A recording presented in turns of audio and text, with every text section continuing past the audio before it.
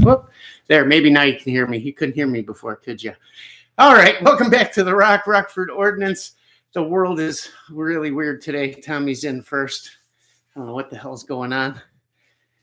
Oh, maybe that means Trump wins. Who knows? We'll see, huh? We got some primaries where today? My kids are voting in Illinois tomorrow, I think. Is it tomorrow? I don't know.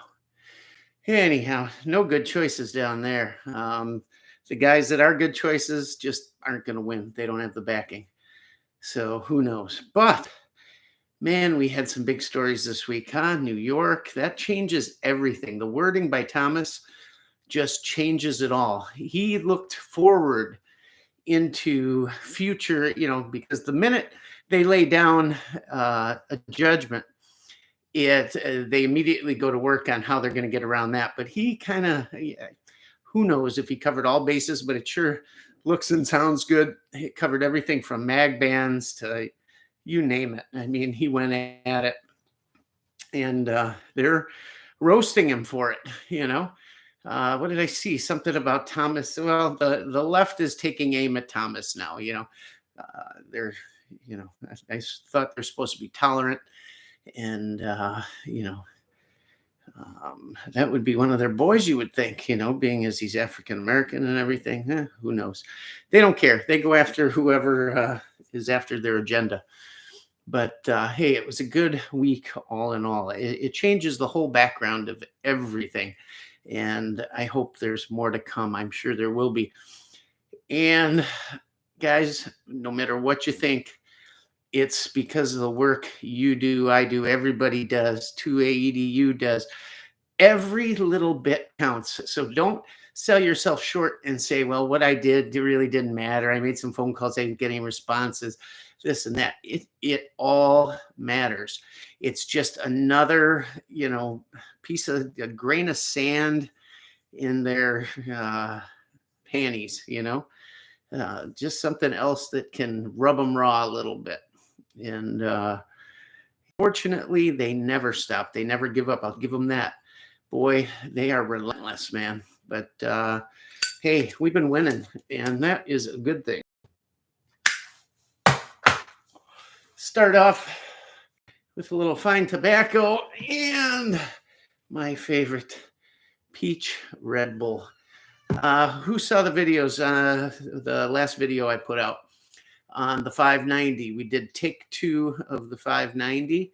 Just wanted, thank you, my dear. Look at this. Coffee delivery hazelnut. Thank you. You're welcome. Yeah. No, thank you. Ooh, that's hot. Damn. Anyhow, coffee and Kalashnikovs, right? Got the hazelnut rolling, got the peach going. So I want to talk about that 590 video. It was take 2. That first video I did when I first got it, I had so much fun shooting slugs out of that 1301 Beretta that I thought we'd do another slug video. So I'm shooting it off the bag with slugs, trying to just see where that bead sight, where my point of aim had to be at 100 yards. And when I'd shoot it off of there, the recoil would push the gun such that the pump mechanism would cycle almost all the way back, and it was doing some weird stuff with feeding. Although the plates in the side, one holds them in the tube, one allows one to come out of the tube onto the elevator to be ejected at certain times of the racking action. There were problems with that. I tweaked them a little bit, bent them just a hair, lubed them, put it all together. It seems to be working pretty good. So I wanted to give it a second shot. Now, that's not to say that Mossberg shouldn't have caught that in their QC or simply developed better plates, either, a better hardening to hold the spring tension, maybe chrome plate them. I don't know. You look inside a Beretta and, man, everything is polished like glass. It's so smooth. It's incredible. And that's all they needed to do. Not even go to that depth, just a little bit, and it'd be fine. It's not the greatest design, but it'll work if done right. And they just should have done it. It happens on so many of them. There's so many complaints, and they'll send out free ones. All you got to do is say, yeah, I got a problem. They'll send you a set. Even if you don't have a problem, got a problem, they'll send you a set. And so I figured, well, we broke it in a little. Let's run some regular birdshot through it and stuff and not beat the hell out of my shoulder. I'll tell you what, I'm no wimp. I mean, I take a pounding of tens of thousands of rounds a year of every different caliber.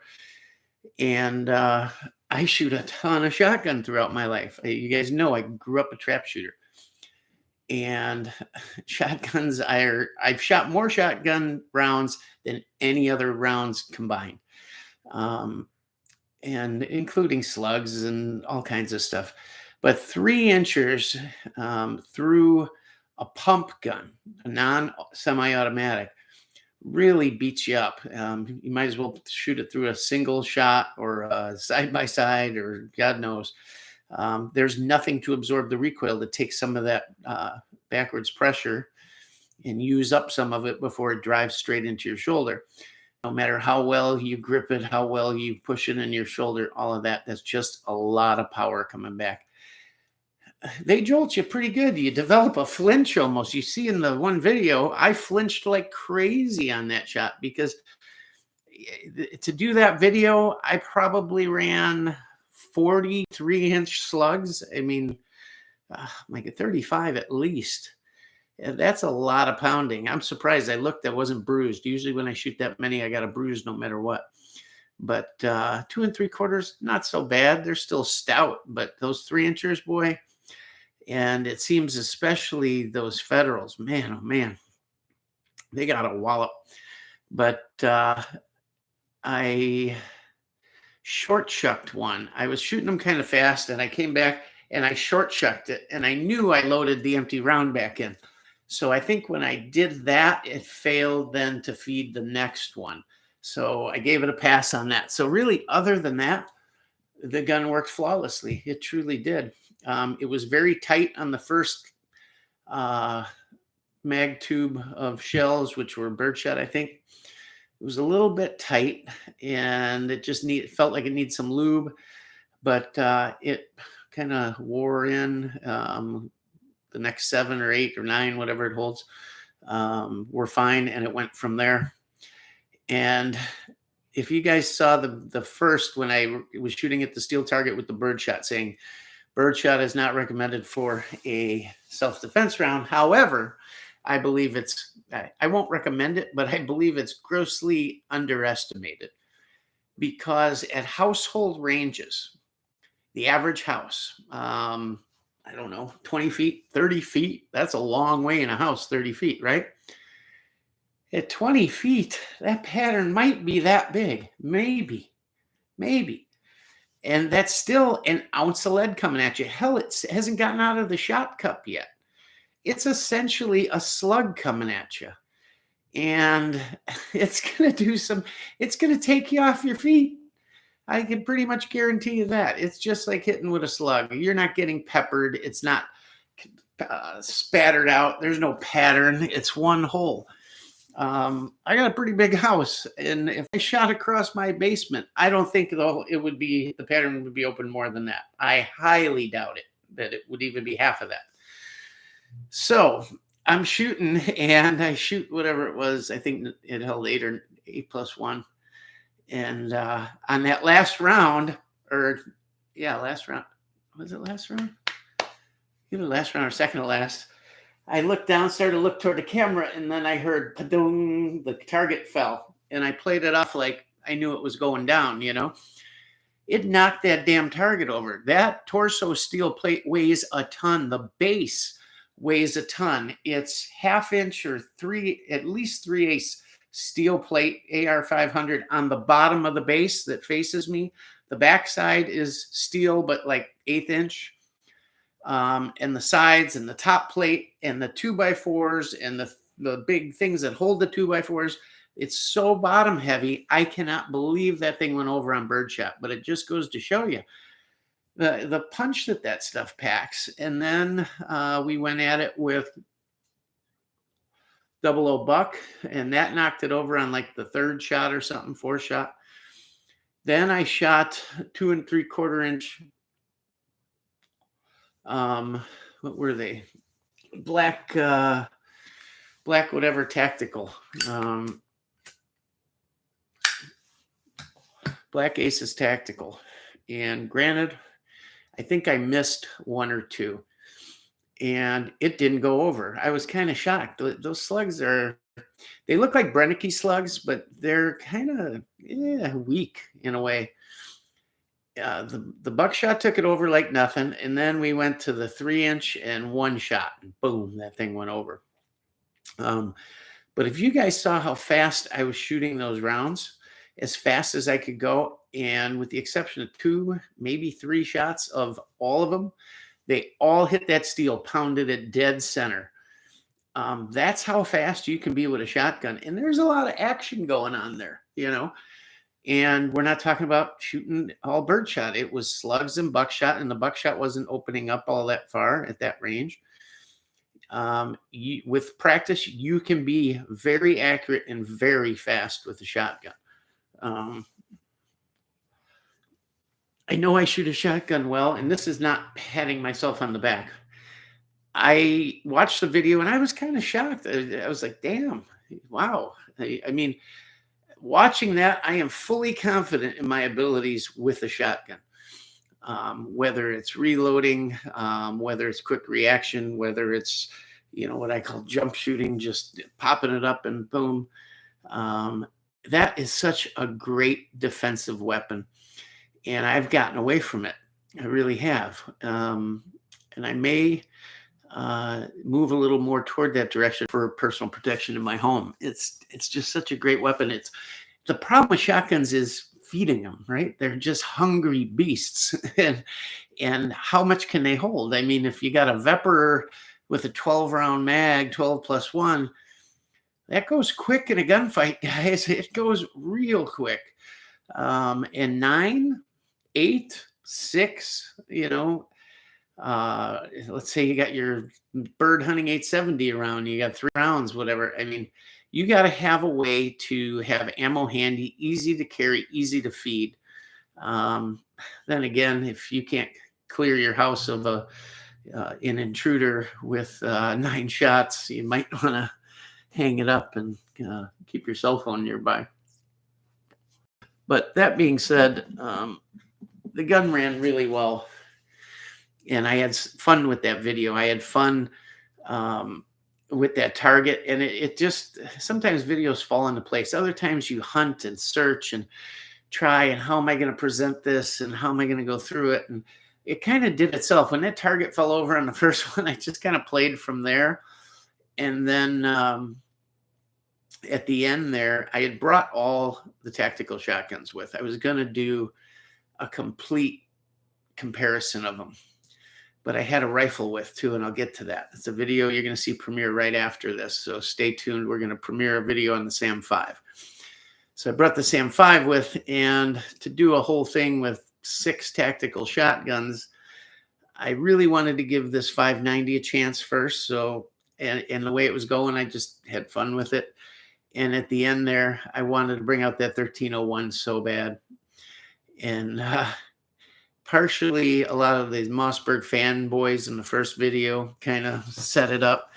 You don't know what you're talking about. This is the finest shotgun God ever produced on this planet. And hoorah, the Marines use it. It's the greatest thing since sliced bread. And Jesus Christ, guys. There's a problem with it. You know, great. Yours doesn't have it. Hundreds of others have the problem. And they just can't take that. And they want to pick apart the shooting and the bag and why are you pushing forward and then back? And I said, shut up. God, you don't know what you're talking about. It's just anything to get around this. You know, it's like, I get loving a shotgun or loving whatever. But my God, you don't have to defend it. You didn't design it and build it, did you?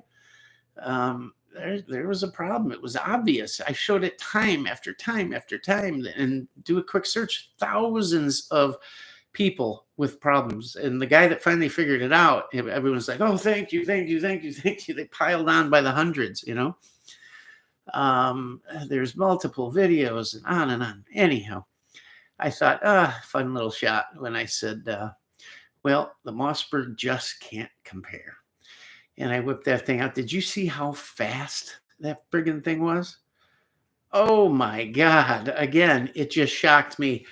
I I just got into it and I was gonna rip that thing for all I was worth. And it just and there were 4 shots there, 4 or 5 that strung that were like, wow. I mean, that gun dumped and was empty, and I went, oh.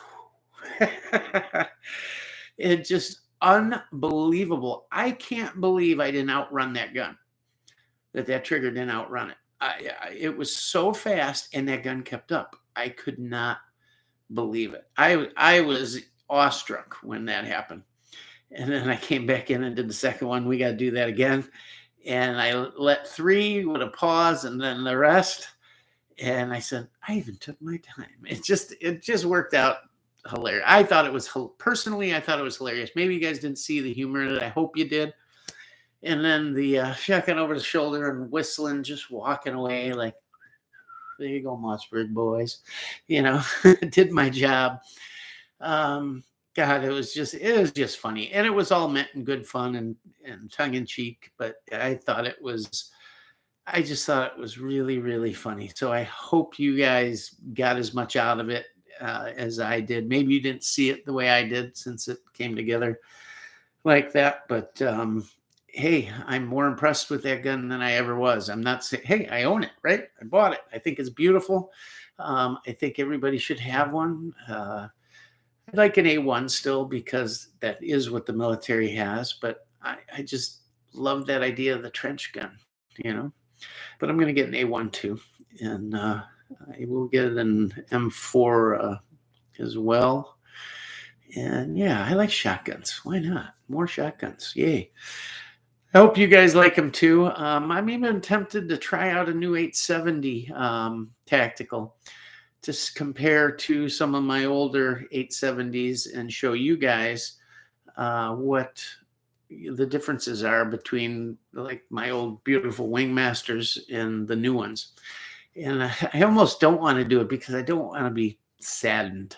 I just got a feeling I'm going to look at the insides and go, oh God, what did they do to my favorite gun, you know? And so I've been putting that off, but we'll see. They had them on sale the other day for like $480 or something.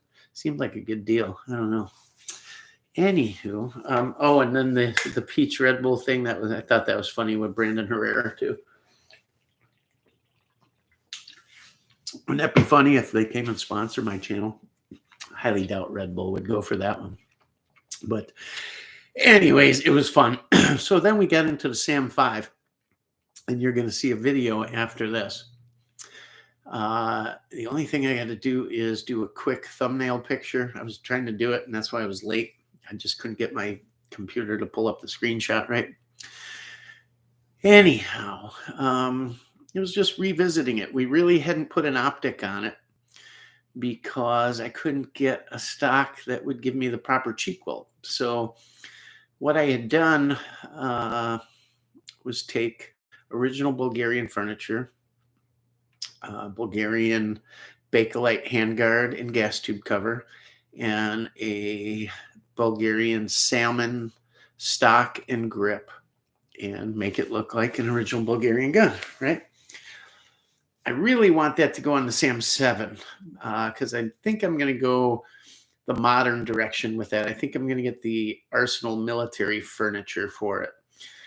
Misha showed it on his guns. It's a little bit different stock, a little bit different handguard. I think there's a couple versions. I'm a little confused on it. I got to do a little more studying and see which ones and where to get them and how much and all that. But it'll be all black. And the original reason for getting that gun was prior to the ban on steel cased ammo. I had been talking to you guys about, possible ban and what I had been stacking for years for just such an event. And I just felt that I don't know why I had a feeling. I don't know if it was some things in the news, whatever, but for like a month or two before it happened, I was talking about it. And then out of the blue, man, it happened that morning. And I was like, you got to be kidding me. But I had bought that SAM 5 when it became available in that first limited batch, only a couple hundred in the country. And since you're such a good customer, here is your certificate to get one before anyone else. And I got it. And with the thought of, hey, if 762 steel case went away, what better round to have our favorite platform in AK in 5.56 .223, because that'll be everywhere, right? I could run that gun forever on cheap brass 223 before all the craziness, right? And my thought process then had been, well, it's a comm block gun. It runs on steel case. It was probably designed, tested, R&D'd with steel case. I wonder if brass will run just fine. Now, to my knowledge, the biggest manufacturer of AKs that probably tests their guns with brass ammo is Yugoslavia. All their surplus ammo is brass cased, it's not steel. So, okay, maybe those guns are tested and whatnot, but Bulgarian, Romanian, Russia, all that, they're all, I'm sure, tested on steel case. So everyone's saying, well, if she won't run steel, she don't deserve brass or whatever. But wait a minute. What if it'll run steel just fine and not brass? You follow me? Everyone says, well, brass is better, so if it runs steel, it'll run brass. Maybe not. If it's made to run steel, maybe that brass will expand more. Maybe it'll stick more. Maybe that stiction will cause other problems. Who knows? You know, AKs are hard on brass. They'll rip heads right off cases, you know. Maybe it's not meant to do that. So I had been firing steel case out of it just because it bends brass so bad. It dents it midway. Big dent. It's garbage. Even steel, it'll dent. And it shoots it. The furthest I've pasted off is about 65 feet. I kid you not. 65 feet that thing sent brass the other day. They're overgassed. It's a prime candidate for a brass or a gas conversion, you know. I don't know if I'll do it or not, but it just is. Throwing brass that far, my God. It's not bad recoil. It's great recoil. Super light. But I had run a lot of steel. I had run some brass, and I had my reloads. And I've been with the Dillon. I've been reloading thousands and thousands of rounds of 223 and shooting my ass off with 223. I mean, my God. Well, with that salmon stock on there, the optic feels a little better with the chin/cheek weld. And I put the 3x 5.56 reticle, ACSS reticle, 3x prism primary arm scope on it, and sighted it in. And during sight-in, all of a sudden, click, what the hell? It's jammed. I yank it, and I could see it looked like a really long shell. It had ripped a case head right off the case, left the case in there, and the next round had buried itself in there. And it actually necked the next bullet down even more from jamming it in there. So I'm like, great, how am I going to get this thing out? I got a broken shell extractor, but it's for 30 cal, 7.62. So I let it cool down a little bit. I got the cleaning rod wasn't long enough. So I came in from the chamber and just did it, put a bend in it a little and pulled right out. Cracked it off clean. I thought, that's weird. I've never broken a shell in my life, ever. Factory ammo, reloads, nothing. And what causes broken shells or ripping the head off? They rip off just above the web. So you got the base of the case where the primer is, and then the shell goes up. Well, I don't know, on a 223, about yay big, half an inch or so is the end of the web, the thick part of the case. And they crack right there. Always, always, always, always. There's several causes. Usually it revolves around high pressure, overpressure, worn cases that have been just sized too many times, maybe you push the shoulder back too far, and now the headspace is loose, so there's room for it to and pop it. What else? That's about it, I guess. Well, this brass was super old. I don't even know, 8-10 times probably I've reloaded it. This was a different load. I was loading BLC2, not the hottest, not the top one, but one down from it. Should be around 3,000, 3,100 feet per second, something like that. I've been running hundreds of it out of my ARs and stuff, not a problem, but these cases were getting worn. I use the same cases over and over and over. When they start doing weird stuff, I toss them and go to the next batch. So it's probably time to toss them. Meanwhile, I got 1,000 rounds of them loaded, but it broke the one off. And people say, well, high pressure, look at your primers and see if they're flattened or they've seeped out into that primer pocket hole. There's like a little ring moat around it. They'll kind of spread into there. Looking at them, I'm running military primers, so the cups are a little harder. So it doesn't give you the best example of flattening or spreading because they're harder. Had I had like CCIs in there or something, you'd probably see it like crazy. But these had maybe a tiny lip on a couple of them. And then the case had separation, but nothing else. No bulging. Could I have pushed the headspace back too far? I check every single round with the case checker, every single round. And early on, there were a few that were they should be between the low and the high, somewhere right in between it when you run a straight edge across it. And I had a few that were low. I had reset it, I don't know, a couple hundred rounds in or something. Not that it was far off. It'd be fine. I do small base size, not full length resizing. Not sure if that matters. But I think it was just a combo of old brass and higher pressure round, not over pressure, but higher pressure, and just combo of things. So I'm not really worried about it. I don't have a no-go gauge for 5.56 so maybe I'll check it. I highly doubt it's the gun. It's run I probably got 1,000 rounds through that gun, and I haven't had a problem. So I don't know, but it happened twice, happened again, and broke in the same spot, same deal, everything. But then 400 more rounds ran just fine. So I don't know. Not really worried about it, but here's what I'm going to tell you. The other big thing, and I'll bet this was the straw that broke the camel's back.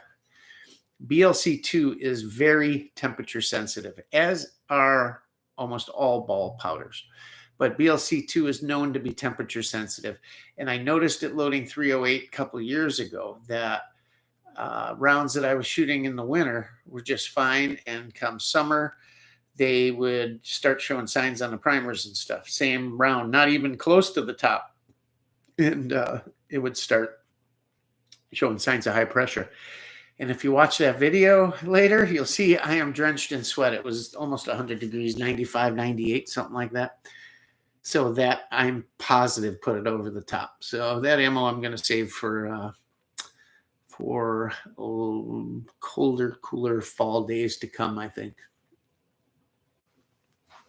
Anyhow, that's what you're going to see coming up. Pretty good accuracy. 1.5 MOA, I think, was the best group we shot. Right in there. I've shot a little better with it, but not bad. But all that brass I run through it is junk. Throw it out when you're done. It bends it in half. And the X95 Tavor does that too. So that bugs me about those guns because I like to reload. And hey, I got to use the old stuff like I'm using now when it's on its last leg. I don't want to use brand new brass in those guns. So I'll shoot steel case while I can out of them. And when I can't get it anymore or it's too pricey, then we'll switch to old brass and obviously keep some new stuff on hand for important stuff. But it's a good video. The gun looks really pretty. We'll see. I hope they monetize it. We'll see. And they may consider putting a Bakelite handguard, an old-fashioned handguard on it as modification and demonetize it. That's how crazy it is. And I even said something in there about it. So I hope they don't. That being said, guys, hey, that's what we live on here. Any monetization we may get, which is far and few between these days. And then super chats down here at the bottom where you make a comment. There's a little $sign. You can give from a penny to $1 million, and it goes directly to the channel, and it's used for the channel. Reloading supplies, bullets, guns, anything that we need for this channel, it goes directly to it. Last month, for instance, we earned exactly 0 from YouTube. You got to have a minimum of $100 to be paid out. Didn't make it. It's sad. It really is to put the effort in and get nothing out of it. And I'm not looking to get anything out of it. I'm looking to be able to continue the channel, or at least have it pay for itself, which it has never done. But man, it sure would be nice. Anyhow, so if you feel like you can and you got the means, please do. If not, continue to enjoy. We'll always be here for you. And while you're at it, hit that like button, man, over there. Make sure you like it. We're talking AKs tonight, and with everything going on, the channel's been kind of lagging, and that's part of the money thing. I hadn't been putting out the videos, just doing this live stream because I didn't have the time. Well, you had the video the other day. You got a video coming out tonight. You got the live stream tonight. You'll have a video 3 days from now. Getting it back on track. Got to. I put way too much time and effort. We hit the 3-year mark on the channel. I got 7,000 subscribers. With the way I go and how good this channel was going, we should have been at 20, 30,000 subscribers by now. And the money should be rolling, and it's just not. And part of it is the last 3 months, well, the last year, obviously extenuating circumstances. But I'm not wasting everything I put into this. I told my wife, I said, I got way too much invested. Wait, the time, guys. I look at the amount of videos, I go through them, and I look at all these videos, and the time, the energy, the money, the dollars, the blood, sweat, and tears to do them, and I see YouTube mess with it. And a great video gets 200 views, 100 views, and you can see how the algorithm has just dropped off, partially because I'm not putting them out even. You got to put out the same all the time. But a lot of them are just, you can see. I mean, it's ridiculous.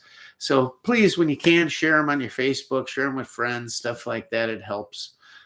Post them in forums. Do whatever you can do to help. I appreciate it. Because you guys, my core guys that are here every Tuesday night, we appreciate you. And anybody new in here, we appreciate you too. Thanks for stopping by. Doing a lot of AK stuff. I'm just having fun with it. I'm going to do something on the Yugos. I'm going to get my original M70 out. We're going to do some Wasser banging. I don't think I've ever done just a plain Wasser video. So you're going to do that. And I'm doing a Mosin Nagant video. I got to. I'm itching to shoot some Mosin. So we're going to do that. And we have a video coming out. I'm just going to show you what we've done to our MP5. Got the brace, got it in, went on. I got to tell you, I know Tommy wanted me to get the B&T. Man, they're pricey. And the original HK stuff, and I could have switched some stuff over and done some things. But I really wanted the PDW brace that slides in, you know, the 2 rods. I really like that style on it. Or I wanted one that worked with the Gearhead Works, and it was just out of stock. But they had this one. I got it. It was priced right, and it's by SB Tactical. It's this right here. That is what we got. And I have one of these on my Scorpion. However, this unit right here, the unit, the end cap that goes on, for some reason, I had it in my head that because some of the early SBs and stuff were kind of cheesy. The one on the Scorpion is really nice, but I had in my head that this might just be lesser quality, maybe even plastic. I didn't know. Had I read it more, I guess I would have. But let me tell you something. There's plenty of clones of the MP5s out there. Zeniths, all the other stuff, PTRs, you name it. There's Pakistani guns that are actually officially licensed guns, but they say in there that it's meant for the original MP5, and that's what it's based for. So these other ones, you may have to do some gunsmithing and all, but it sounded like it was made and all the R&D was done on an actual German-made MP5. Guys, let me tell you something. I was shocked at the quality of this thing. From the rods are way better than what the one that went on the Scorpion, and the end cap, it fit so well. I mean, snug, and there's two little set screws that I don't even know if I needed to. I tightened them down a hair, but you don't even really need to. The quality of this thing is top notch. I was so impressed with it. I'm really glad I made that decision. For the money, you can't beat it. Now, maybe later I'll switch it up. I'll probably end up SBRing this thing because I want to do a 2-stamp gun. I want to put a suppressor on this thing. This is the one gun I think will push me to get a 9 can. And hopefully one that works with my other stuff too, but I want to try lug on it and to take advantage of that. Anyways, God, what a nice piece of equipment. So we're just going to do a little tabletop on it, and then tomorrow I think we'll get it out to the range and really work it over and bring you another video on it. So other than that, maybe Mosin, the rest are gonna you'll see some Yugos, you'll see a Wasser video, and you're gonna see the Vepers come out. I don't shoot them all that much. I love them. They're some of my favorites, but I just don't shoot them that much. They're worth a lot of money now. It's ridiculous. But I don't let that bother me too much. I bought them to shoot, and I'm going to enjoy them. I'm going to enjoy the hell out of them. And so you're going to see a lot. Anyhow, Tommy was in here first, so the world is a little off kilter today, but I'm glad he's here. Thanks for coming, Tommy. We appreciate everything you do and all the cool stuff that you contribute here. Joe, finally finished my goal, and you all will be pleased to know I do not have a single loose round of the 500 rounds of emergency 5.56. It's all in magazines. Got 2 boxes for 11 each this week. Hornady 2. So I loaded up every mag I have, every 5.56 mag I have. They're all sitting here piled up. I also loaded all my Scorpion mags. Let me tell you something. Them Scorpion mags, the springs ain't holding up. The CZ mags are, but the, what's the company? They're in Illinois, actually. Manticore. Those springs seem awfully soft in those things. The mag pulls are okay. The CZs are okay. The Manticore arms mags, yeah, I don't know. They seem so soft. Those first couple are just nothing holding them. I don't know. Maybe I shouldn't keep those loaded. So we haven't taken those out in a long time either. Haven't shot a lot of 9 at all because of just what it was like. But got a lot reloaded, so we're gonna go out and have some fun. Something to watch, though, if you got a Scorpion. Watch those if you got Manticore mags. Might want to not keep them loaded all the time. Let's see. Squeaky Cooler is turd. He's turd. Good to see you, Squeaks. Tommy Guns is first, backed out and tried again. Joe loved the 500. Glad you did. It's a cool gun, ain't it? It's so pretty. That wood is so pretty. And I love the heat guard, and I love the brass dot and everything. It's just nice, cool gun. I love the bayonet lug. I didn't bring the bayonet out. I should have. Not in my house, Rock. I have 1,100 square feet apartment. I keep bayonet fixed on my rifle in case. There you go. Who's here? Did I miss? Number one Big Bear. I almost missed you, man. I'm so glad he got everything sorted out. He was having problems a few months back. He couldn't get in. That we couldn't see him. This, that, the other. Don't forget and like and share. Yes, please do, guys. It's like making those Second Amendment calls, right?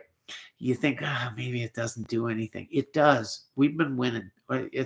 You got to believe, man. You got to keep the faith. Who did that song? George Michael, right? I used to like George Michael back in the day. Too bad he got caught whacking off in a public bathroom, or what was he doing? Something like that, right?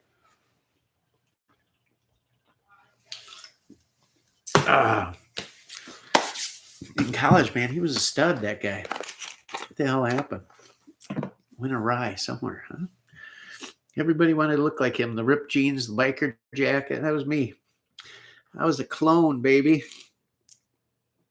Where can I find a Sam 744K these days? Well, let me tell you. Probably, first of all, check Arsenal's site directly. But not, is it FIREARM Group? I forget the website now. I think it's FIREARM. Or Arsenal, whatever their website is. You can buy directly from their site. You can call them. They'll ship it right to your FFL. If they have them, and they do have them sometimes, they also on their site show anything they have up for auction on Gunbroker. And if they don't have a bunch of them, they may have one or two on Gunbroker. Sometimes they go crazy, sometimes they don't. I think I got mine off Gunbroker, actually. Maybe. Or I called direct. I don't know. I bought most direct, but so a couple I got off there. But yeah, God, if I had to rebuild that gun again, guys, with the Bulgarian 2-piece brake, or four, what is it? 3-piece brake, right? I forget now. Back in the day, right from Arsenal, those were $100.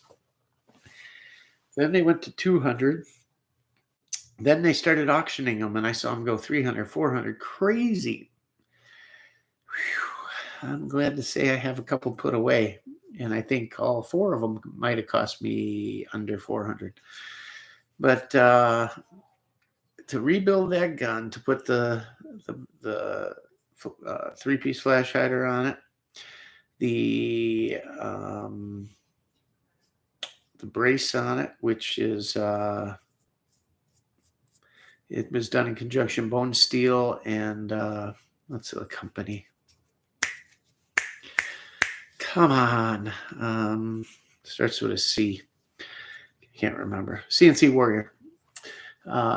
Those things, I think they were what I considered to be cheap back then, but I think they were maybe $200. And now, insane. The gun itself, insane. I think I paid $800 for that gun. And now they're at minimum double that, maybe triple. Crazy.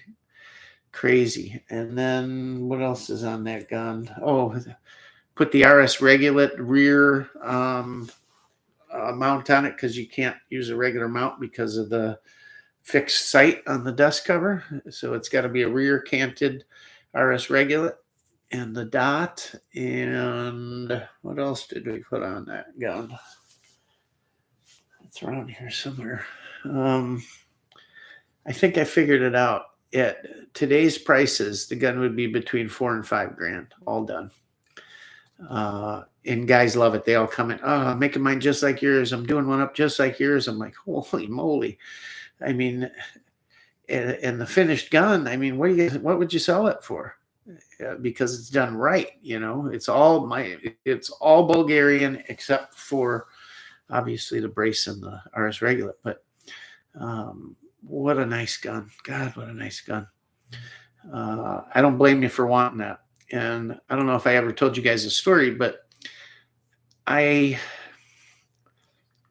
I had was my Romanian Mini Draco, as far as pistols went. And I thought, I'd like another one.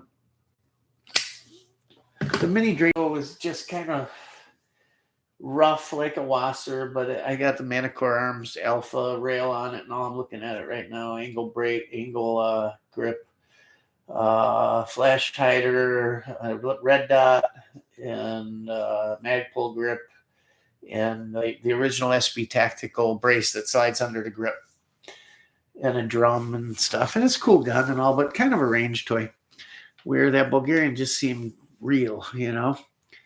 And I had been kicking around. There were other guns I wanted to buy, but all of a sudden I started noticing where you go in Gunbroker and where there used to be a page or two of them, of the right ones, the 44. There were tons of the other ones that had the longer barrel, and they made it look short by sleeving the longer barrel with a phony conical brake and or conical flash hider. They just sleeved it and pinned it, so it wasn't the right barrel length and it wasn't threaded. And they also, the ass end of it didn't have anything. You had to either drill it and drill through the trunnion. Well, the 44 has a pick rail mounted on the back, but it's bolted in. There's a hole drilled through the back of the receiver, and then they put that pick rail on there and a nut on the inside. So you take that off, you got the hole, and boom, done. Or you can leave it and get a brace that uses a Picatinny rail, but why bother when you can bolt the CNC Warrior right to it? It's just they did it right how it should be. Right barrel length, threaded, everything's right about it. It's plug and play. So the 44 is the good one. The other ones, there were a dime a dozen. I think those were 33s maybe or something. Anyhow, there were a ton of those, and where there used to be 2 full pages of the 44s, all of a sudden there was 1 page, and then there were 7, 5, a couple. I think FIREARM said that they were out maybe. I can't remember if Gunbroker ran out first or FIREARM did. Anyways, I thought, man, I better pull the string right now. And I did. And thank God, like 2 days later, sold out everywhere. And then they came out with an announcement saying, yeah, guys, we're out. And there were a few dealers around with them on Gunbroker, and the prices started going because all that was left were those other ones. And at the time, when you went on Fine Group or Arsenal, I can't remember. I'll let you know next week. I'll go in and check. I haven't been on there in a long time. They actually, under services, so they list parts and whatnot that you can buy directly from them. And you can buy all kinds of stuff. Colored furniture, OD green, plum, any part you want, you can buy on their site direct. And they also list services. They had a service for X amount of money. They'd chop and crown your barrel and thread it. And they'd drill the hole for the whatchamacallit. It was cheap. It was maybe, I don't know now off the top of my head, maybe a couple hundred. A couple guys had asked me, how do I go about this? And I said, why bother with a gunsmith? You can send it right back to them. They'll do it, send it back to you. And it was relatively inexpensive. And guys were thanking me for recommending it, and they did it. Came out wonderful. And then one guy recommended, says, hey, it's not on their site. I don't see it. I called them, and they're not doing it anymore. I don't know if they've started to do it again because there's still some of those guns around. Those are easy to find. They're a lot cheaper, too, because nobody wants them because you got to go through the hassle. So try and find yourself a 44. But Gunbroker or go direct. See what you can find. Watch their auctions, too. You can tell their auctions. They all look the same on there. If you're on Gunbroker, if you go to their site, they'll show you what's on auction. They do some weird stuff in between. When they run out of stuff to sell, they start selling other brands and all kinds of crap. But they're good people to deal with. The people there that I deal with are excellent dudes. Take care of me. When something's sold out and I call, they usually got one hiding for me. No problem, Chris, got you. So pretty cool. I like that. But I've done a lot of business there too. So I can't say I fully think the way they do business sometimes is the right way, but I get it. You know, tough times. If you got no product to sell, you got to make money somehow, right? Unfortunately, you know, and it's a supply and demand thing, so I can't knock them. Let's see. Squeaky, love shooting birds also with the shotgun, whether they're clays, pheasants, grouse, ducks. Used to shoot clays very often. Heck of a good time. Got to get back into it. I told you guys I shoot so much trap. I haven't gone to the club. It's a long drive for me. I got to go. I go back to Illinois to my old clubs when I'm shooting, and we shoot money games. We don't shoot 25 round practice at 16 yards. Handicap is 27, which is the furthest handicap. And then we shoot either from the 27-yard line or we go back to 35 yards. And we shoot 5 guns up. First guy shoots. If he misses, the second guy will shoot. If he misses, third guy will shoot. Same bird. And if he hits, the first 2 guys are out. That keeps going round and round until you're down to 2 guys. Then they'll either split it or shoot it, split the pot or shoot it off. We can have 50 guys on the line with a $10 sign-in per game. And yeah, you win some decent money. You can walk out of there with a pocket full. And I usually do, usually win at least a couple, but it's fun. And when you hit it on a 5, man, especially if there's 5 on the line, you're the last shot. And if you hit it and they're all out, you win, you take the whole pot. Boom. It's exciting. It's a lot of fun. And you're shooting at long distances. Sometimes that 5th shot, sometimes a 6th shot you'll get in, depending if the wind takes that bird. All of a sudden, the 5th guy will miss, 6th guy will go, oh, crap, throw his gun up and boom, and hit it. and break right before the ground. Poof, you know. Or somebody will chip one on 3 and the 4th guy will fire. And it's already a dead bird, so 4th guy's out. That kind of thing. It's exciting. It's fun. You can win some money, but it's a drive. And I can shoot on Sundays and Wednesdays. Maybe I'll do that tomorrow night. Go to the club. See the guys. Good time. Love hunting pheasants. Loved hunting grouse. I don't have a dog up here anymore to hunt grouse with. I always had German short-haired pointers. They didn't do so well in the woods, you know. And then when I was younger living up here before I was married, I had a Springer Spaniel. He was great. Then we got another Weimaraner and hunted pheasants with him. He just passed away. So I don't know. I'm not in the mood for another dog right now. We got 3 still. So I got to weed out the herd a bit before I even think about it. But my son's dog, it's not a hunting breed. It's half Great Pyrenees and half Pit Bull. It looks like a moo cow, white and black. And I wonder, you know, you can train just about any dog to hunt, you know. Some better than others, obviously. But she seems to have a nose. Maybe I'll try her. I don't know. We'll see. She's a pup and she's excited to run and be good for her. We'll see. Because I love hunting grouse up here. It's awesome. We head out toward the Springstead area, if anybody knows that area. It's west of Lac de Flambeau, the Indian reservation. And there's some good grouse capital of the world, they say.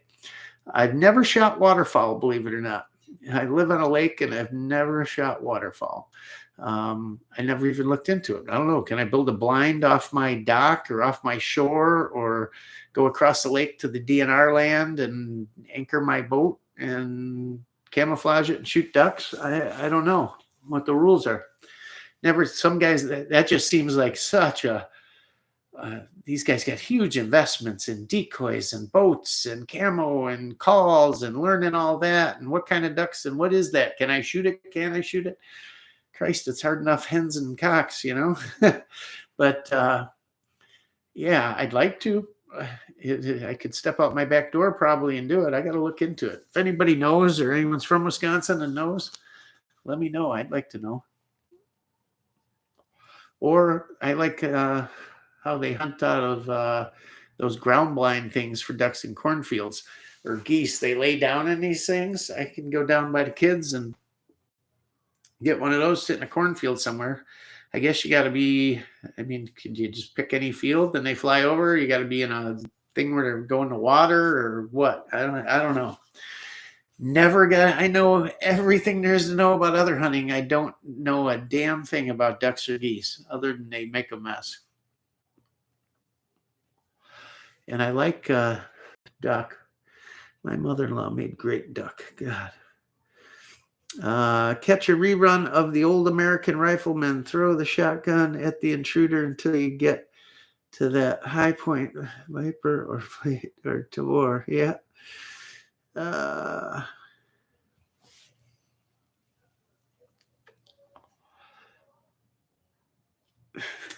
Until you can get to the high point. I like pump shotgun better than the autoloaders. You have less to go wrong. Nothing goes wrong with today's autoloaders, bud. They just run. And shotguns are really a multi-tool, so it has to be able to do multiple things. Those autos, that 1301 will shoot. I can load in 7.5, followed by a buckshot, followed by a slug, followed by whatever. Not change a damn thing, and it'll shoot them all fabulously. Don't have to worry. It's not the old days, man. You gotta check one out. You'll see. If I was gonna own one shotgun, one, other than my trap guns, one tactical shotgun, it'd be that 1301. Hands down, bar none. I'd throw the Vepr out. I'd throw the VR80 out. I'd throw all that crap out. That thing is magnificent. Like I said, it's just how are you going to feed them? That's all. The VR80, the Vepr, you got to hang them big mags, you know. And no matter what tool you have, the clips, the holders, whatever, they're flopping around. They're big. I hate the things that hold the 8 shells and loading 2 at a time. I hate those. I still think James Reeves does it best with the 80s fanny pack. I think that's a great way to go with them. Or a different, whatchamacallit, from my plate carrier. Might be the way to go. MZ says he's been eyeballing the SAM-5. Think I may pull the trigger on one. Great gun. It's weird to shoot because the recoil's so low, you know. And I was going to leave it alone when I thought, oh, this thing's pretty rare, and now it's not rare. So that's why I said I'm going to go to their military furniture on it. I'm going to put a trigger in it. And I think I'm going to go to an adjustable gas system on this baby. I can only imagine the recoil then. It's got to be nothing. It's nothing now. Anyways. Yeah, I'd get one. It's really, you know, when you think about what else is out there in 223 in the AK platform, there's not, I mean, there's a bunch of guns, but imports and the Zastava gun, I don't like the longer barrel, although it does take better advantage of the ballistics. I don't care for their mags all that much. I don't know. I like the adjustable gas. That I like. Maybe I'd like if I shot it more. I shot it with Zastava at that shoot that day. It was one of the first to show it. Before all the big guys even, I showed that gun. And it was okay. I didn't have enough time to spend with it. I keep saying I'm going to call them and have them send me one to test. We'll see. Maybe we'll get that done.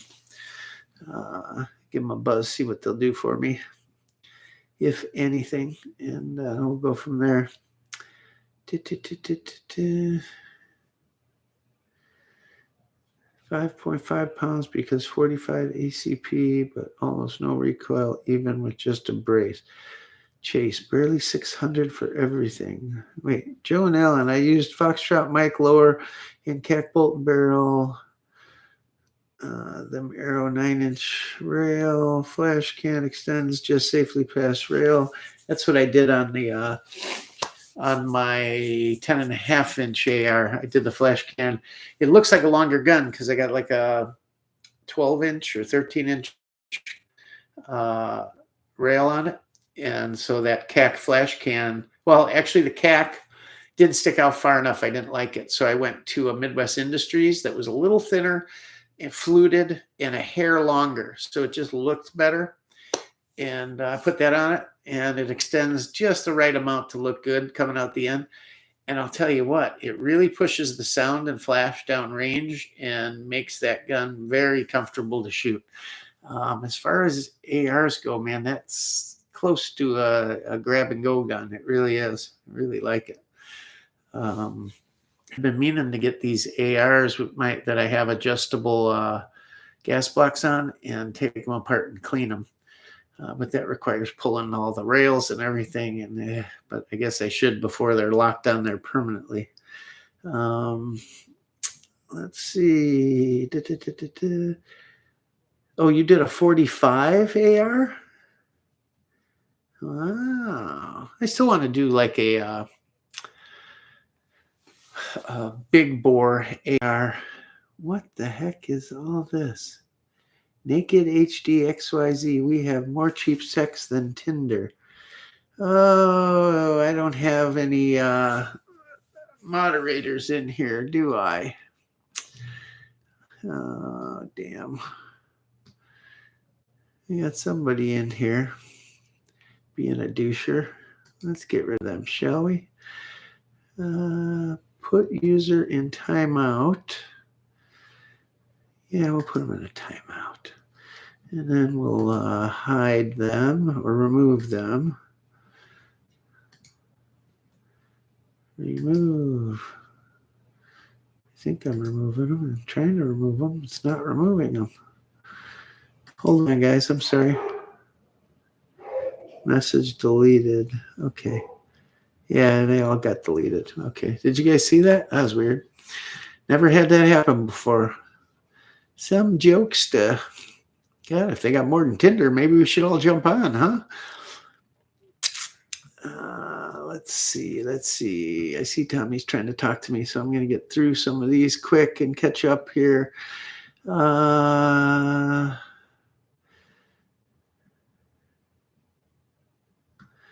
Where did I leave off? Man, slung me all the way down.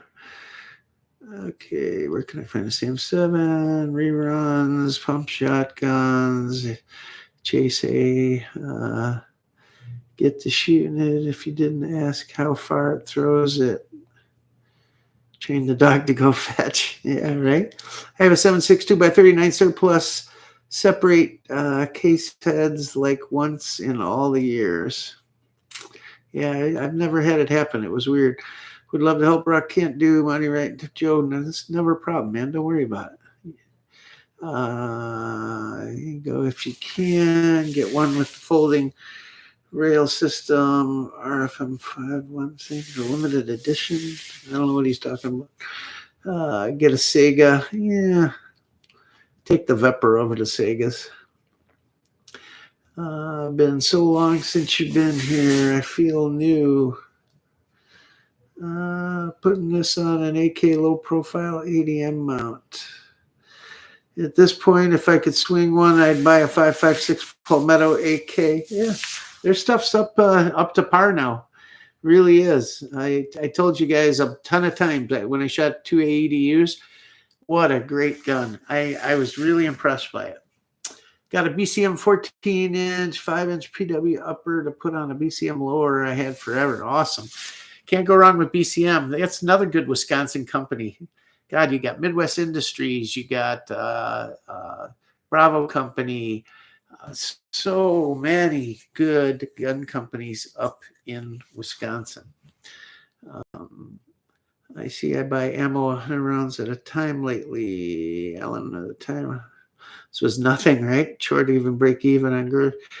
Picked up 10 Belgian FAL mags. Nice. New in the wrapper. I could use a couple of those.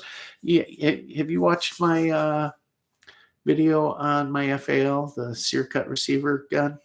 Super rare. Got the ATF letter with it and everything. Bought brand new, like new. I have a couple mags. That's it. I really need some new because the gun doesn't deserve any junk. If you want to let go a couple of those, give me a buzz. I would like that. Tommy guns, always new toys. Picked up 870 in walnut wood. Nice. My first 870. Is it a new one or used, like an older gun? Those older ones are gorgeous. I'm really, I got to pick one up and really look at it at one of the stores. I love 870s. I just do, just because the nostalgia. It was my first gun. I showed you guys my trap gun. I think I should do just a video on that. Maybe I'll do a video at the trap club and show you guys some real trap shooting. But I just love them. And walnut with back then, the high blue, they don't even do the high blue. Maybe on Wingmasters they do, but I doubt it now. So pretty. What a great gun. It's a shame if they really went to crap. Chase Kelly, Allen, not AK, but finished in Testro. Weekends 45 AR build. Yep. Takes Glock mags. Cool.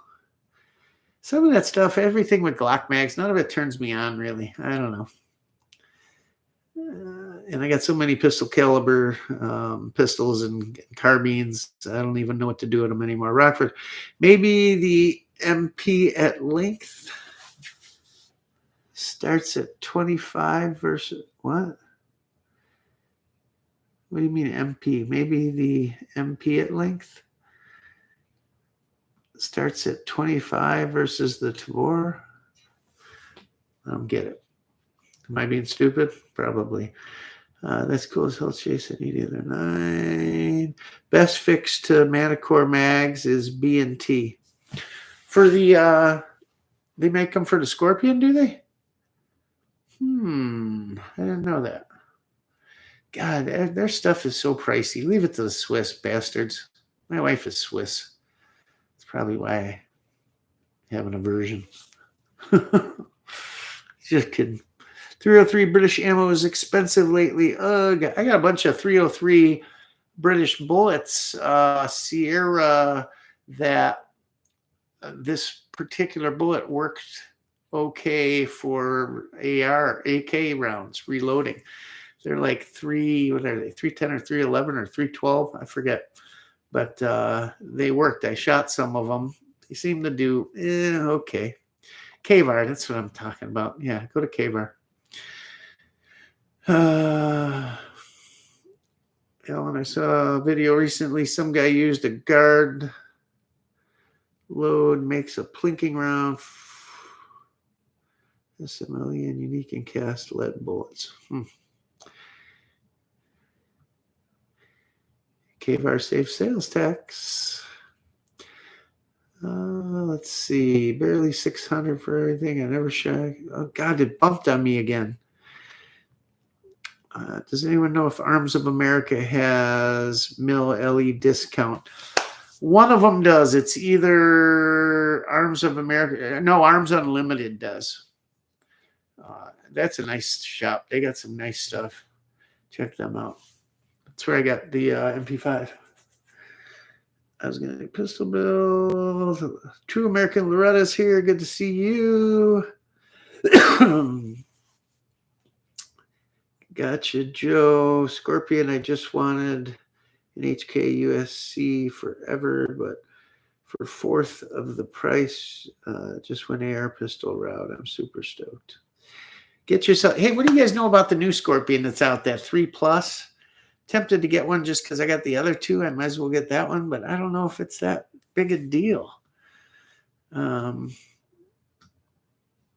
know they changed like the safety maybe and a couple other things, but it really doesn't seem like anything. I don't know.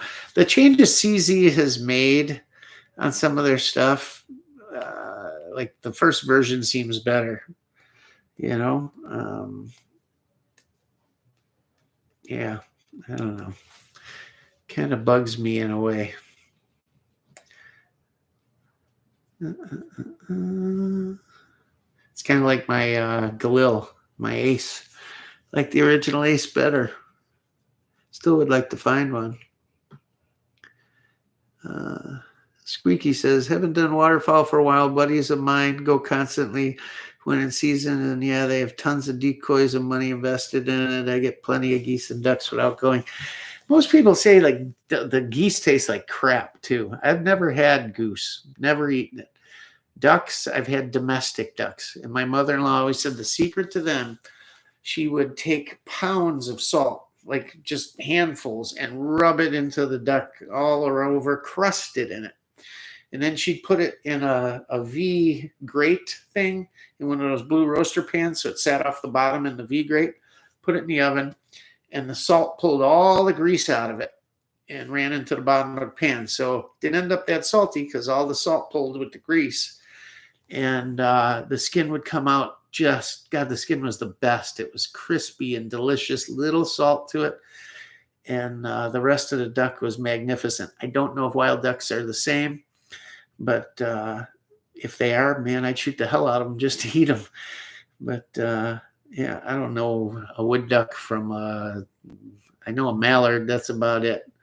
I don't know about the rest. I guess you got to know a lot. And how do you see them at some of those heights and what they're doing and what colors, and they all look the same. I don't know. I'd end up shooting one. It cost me $5,000 fine or something. Remember when Bubba used to shame me and my dad for buying commie-made junk? That was the bad guy's gun. Yeah. I'll send you my FFL for the Vepper. Take it off your mind. I haven't shot that 1301 that I bought a few months ago. Oh, dude, I'm telling you, you want to have the most fun day you've had in a long time, go get yourself, I don't know, 50 or 100 2 3/4 inch slugs, the cheapest you can find. Get a steel plate, a cheap, small, thin one, and hang it out at 100 yards. And just start chucking them in there. That's the most fun you can have with your clothes on. I swear to God, it's so much fun. I had an absolute blast that day, and I got to do it again. It was so much fun. Take it out. You will enjoy it. And then set up some clay targets. I got these little wire holders you stick around. They hold the clays. And I put those out 10 at a time and just see how fast I can zip across them at 20 yards, 40 yards, 60 yards, whatever. And yeah, just have fun with it. Throw some birds with a hand thrower or something. But the slugs, something about lobbing a slug in quick, like just jump shooting, just boom, and then ah, man. And then when you can do it, just pong, pong, pong, pong, pong. It's so much fun. Just amazing to know you have a shotgun in your hand. And like Joe said, they're so versatile.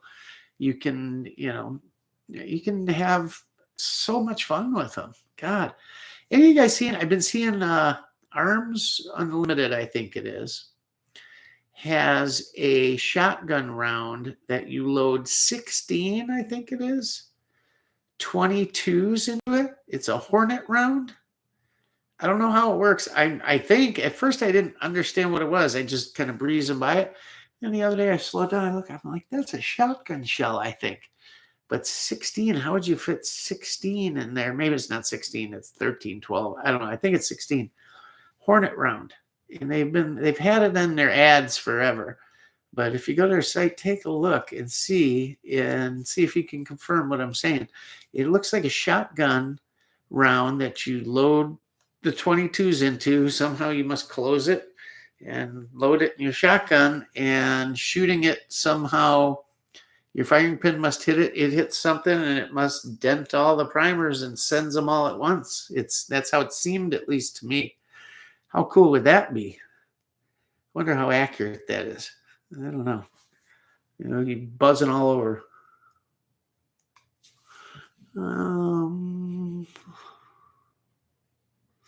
Federal duck stamp migratory game bird license. Hunt ducks and yeah, that's our federal racket. I know that much. That's for damn sure. Oh God, this thing.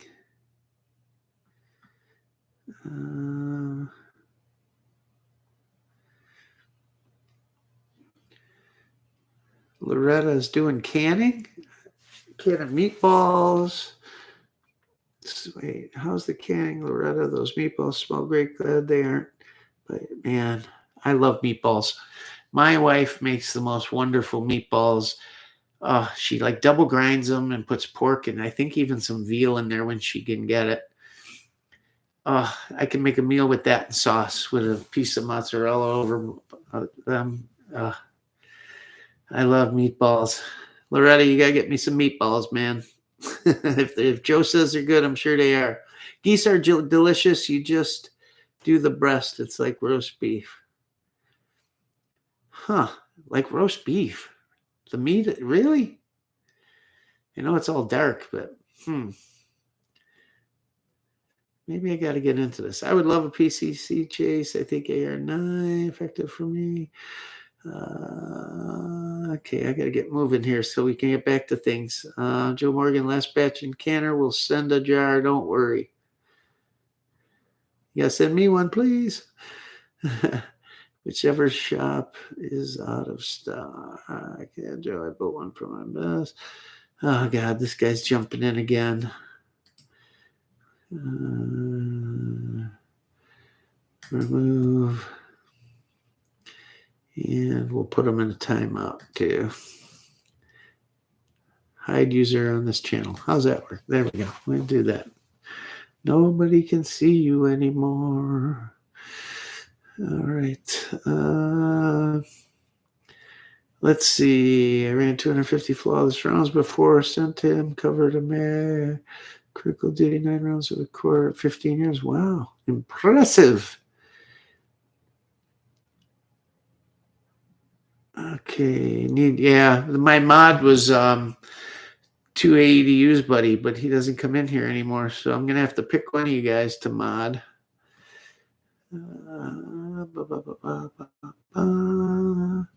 I think Joe would be a good mod, huh? What do you think, guys?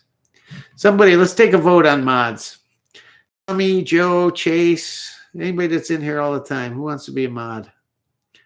Let me know. We'll take a vote. Everybody vote. We'll go with the highest votes. How's that sound? Tommy, no. Scorpion Mojo, get a new APC 9 0 TP review. Lower SMG 45. I feel a need for a BT 45. I saw the 45. 1800 maybe? They're expensive. That's the problem. They're just so expensive. I can't justify it. I really can't. Although I don't have a 45 subgun, which would be kind of cool. I tested the mag pulls. I got the mag pulls too. I had some problems with them at first with brass, but are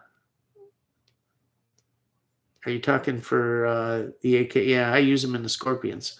Those work in the Scorps. And they're nice like everything else Magpul makes. Did you use your lower? Joe from Dedicated Aero EPC. I've done modding for other channels. I'll help if you want. Sure, buddy. Joe or myself or both. Yeah, I could have both. Yeah. Chase, I'm going to look into those. All right. So we're through all the comments for now. How far in are we? We're an hour 18. I'm going no longer than 2 hours tonight, guys. So you guys know I threw my back out yesterday. Bad. I can't believe I'm even sitting here. This is how old I'm getting now. I raced BMX, motocross all my life. The kids raced motocross for almost 15 years. We toured the country racing. And even as their mechanic, it required a lot of riding. And when they were younger, I rode to teach them and whatnot. And the last bike was an RMZ 250. But I rode Harley, street bikes, road raced, 600 Super Sport, you name it. Bikes are like second nature, and quads and snowmobiles and everything else. Anything with a motor that goes fast, right? So I'm at work yesterday, and we got these things we bought on a whim. They're bicycles with 50cc motors in them. You can pedal them or the motor. They're Chinese. And they've been sitting for a while. We've had 4 of them, and they're expensive. They're like cost is like $1,600 on them. But the tanks are built into the frame. They're custom made. They got a cap, and the one is like brushed ground aluminum, like they left it raw and kind of smoothed it out, but left all the marks and clear coated it. It's pretty badass. And it's got like low clip-on bars, decent seat and whatnot, shocks, everything like a mountain bike. And I thought, for 4th of July week, we're going to put these out front and sell these things. Nobody sees them way in the back of the showroom. So My service guy says, yeah, I'll put some gas in there with stable. We got to see if these things even run. I put air in the tires. They fired right up, ran great. So he said, take it for a spin around, and it's a pretty good track. I could get going around the 2 warehouses and everything. Once I got to trusting the tires, we had a few wet spots though, so I had to be careful, but I could get, the thing would rip. I mean, it was going. As I swung my leg over it, I felt my back pop, but I didn't know if I heard it or not because the clip-ons were low. I was in a bent over position where it felt okay.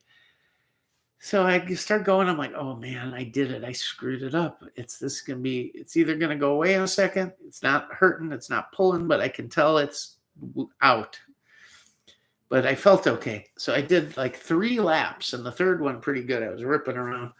And I thought, how am I going to get off this bike? If I keep going around, my guys are going to be all watching me, think I'm goofing around, you know. I don't want to be the boss goofing around and everybody else is like, you know, well, we can do it too. So I pull up in front and I'm going to park it there and get off it. And don't you know, a customer pulls up in a pickup right in front of me here. So I'm sitting there for a minute. I can't get off the bike. I'm not able to lift my leg. I'm holding my arm on the window. I can't move. I'm frozen. I'm like, how am I'm going to have to wait for one of the guys to come out and go, hey, come here. What's wrong, boss? I can't move. So I'm sitting there for a while. The guy goes in. The lady's in the truck looking at me like, what's this guy doing? You know, at least that's how I felt. So another 5 minutes. I can't move. It's getting worse. It's starting to spasm. I'm like, okay, I can't lift my bike. Maybe I can, dawned on me, I can slide out the back, but it's got a pretty wide seat on it. So I got out the back. I could barely stand. My legs were going to give out from the nerve pressing. I put on a kickstand and I made my way to the door, and I got in the door and I leaned on the parts counter, and there's people all at the counter, and my guy's like, what's wrong? I'm like, I pulled my back. It took me 10 minutes just to get to an office to decide where I could sit down. Couldn't sit down, couldn't stand up, couldn't do anything. Started pulling bad. I'm screaming. It happened on the way there, leaving the hotel. And I fell into the car. If I can fall down and let it release, like lay on a couch or a bed, it'll be much better than if I can't and it fully goes into spasms. I just remember laying there that day going, please, God, not today. You can't do this to me today. He did, but luckily my brother-in-law, their physical therapist, I got to his house and he put a brace on me. She couldn't find the brace. She found another one.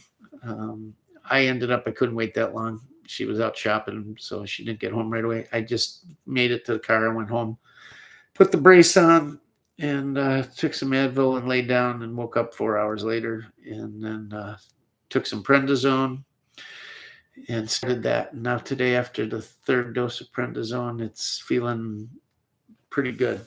I'm still walking funny and all, and sometimes can't walk at all, but it's getting better. But a lot better after the prednisone. It's terrible, guys, if you've ever had that happen. But I thought, man, all this motorcycles, this, that. Here I throw my leg over a bicycle and I hurt myself. What the hell? I don't know. Once a year it happens. You timed me out? What a gun buddy. Who timed what out? Joe asked Rock for my email if you have his. Both. So, yeah, I think we'll do both, Chase and Joe. We'll do both.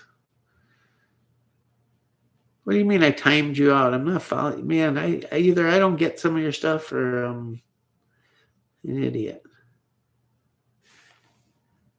You timed me out. What a gun. Buuyy.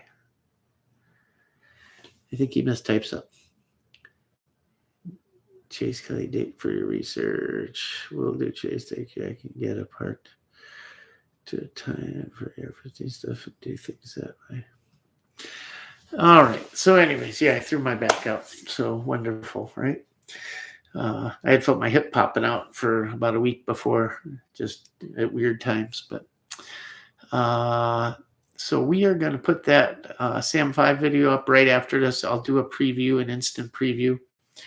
I'm going to need 10 minutes or so to do the thumbnail, and then it's ready to go. So as soon as I got the thumbnail done, just watch. It's going to be there. I promise you, it'll be up no later than 15 minutes of getting off of here. So you'll be able to see that. And then I'm going to film the MP5 tonight, just the tabletop. We'll do that. And then you'll be getting my range stuff tomorrow from whatever we do at the range tomorrow. So yeah, you guys are lucky, man. There's a ton of good stuff coming out, man. Martin Co, he's in late. You're not late. Don't worry about it. Oh, don't worry about my back, man. It happens. It's just one of them things. It just sucks. It's one of those things. I don't know if you guys ever experienced where it just starts pulling so hard. It's like, oh my God, and there's nothing you can do but scream and cry or laugh, or I don't even know. It's horrible. I get this weird thing from the nerve. It almost makes me this weird smile, and I laugh even though it hurts so bad. It's the weirdest sensation. I don't know. Very strange. So we had a great week. 2A news. A lot of good stuff out there, right? Thing I wanted to touch on. I watched this intelligence report thing on YouTube. I can't remember the name of the channel, but you guys have probably seen it. I think he's an ex-Army or Navy or something intelligence guy, and he gathers all this stuff. He was talking about all these fires and things at these food plants, and while they name them off, it's covering like 3 months. So is it really that many? It sure seems like a lot. I mean, I know a lot of factories burn. Stuff happens. We had a plant fire at our plant. Leveled the whole place years ago. It happens. But all this avian flu, these chicken factories, duck farms, beef plants, all this stuff. I live in an area where there's a lot of agriculture and animal farming and grain bin fires. And if you guys live in, urban areas, rural areas, keep your eyes peeled, man. And let's say you're running a gas station late at night, get smoked, something, whatever. Keep an eye out. Look around your town. You know who lives there, what doesn't seem right, things you've never seen before. If you see the old thing, if you see something, say something. It's hell. It's certainly not beyond those groups or powers to have people out there creating sabotage. I mean, God, it was done in World War II all over. Certainly could be leftist organizations doing stuff like that. Any whacked out organization, who knows? Maybe other enemy countries, just seems like a lot. I don't know. I'm seeing so many farms pop out of nowhere, and I'm seeing a lot of rainwater. I'm seeing so many farms pop out of nowhere, and I'm seeing a lot of rainwater. I know the feeling, Rock. I lift my dad 300 times a day. Yeah, I can't believe your back hasn't gone out. Yeah, the SAM5 is a nice gun. It's going to be a good video. But keep an eye out. It's just, God, that'd be terrible. And you got to think that those groups are just trying to create more chaos, food shortages, all that stuff. Have you guys watched the videos on Lake Mead? It has dropped like 100 feet. And you say, well, 100 feet, I guess it goes 600, 800, 1,000 feet deep. But it covers from end to end 65 miles one way. Think about how much water even 1 foot of water is. And it's going down something like a foot or two a week. It's crazy. And it's approaching a critical point. I forget the name they have for it, where it will not generate water or power anymore because it's not deep enough to flow water out of it. So down below, everything dries up. Everything. That thing feeds LA, Las Vegas, all of that. Now, Las Vegas ain't going to let that happen. They're going to cut it off before they lose water, of course. I'm sure there's laws involving it, but I'll bet since they supply it, it's going to take care of their people first. But it's been going on for a couple of years, and there was a huge dollar project to put in a third intake, I think 150 feet below the second one. And it's right at the second one now. That's about to dry up. So they spent millions and millions and millions and years and years digging this tunnel that's ginormous. I mean, how big this tunnel is, I can't believe water's going to flow through that thing, and that a tunnel that big couldn't empty that whole lake in a day. That's how big these tunnels are. But I mean, it's 65 miles, at least 600, 700, 800 feet deep. But think about how much water an inch of water is in 65 miles. That's shocking. And it just keeps going down. Every week, this guy has videos out, and he shows every week a marker. He goes, remember this boat that popped up? Well, look where it is now. And it's 30 feet up on land. A guy on a houseboat got stuck. They dragged him off. Some famous diesel guy pulled him out with some diesel boat. And there's some offshore racing boat that sunk and is sitting on its hull. It's the most famous shot of it. It's got to be a 30-foot boat, and they showed it when the nose was out, and now it's completely out. It's standing straight up.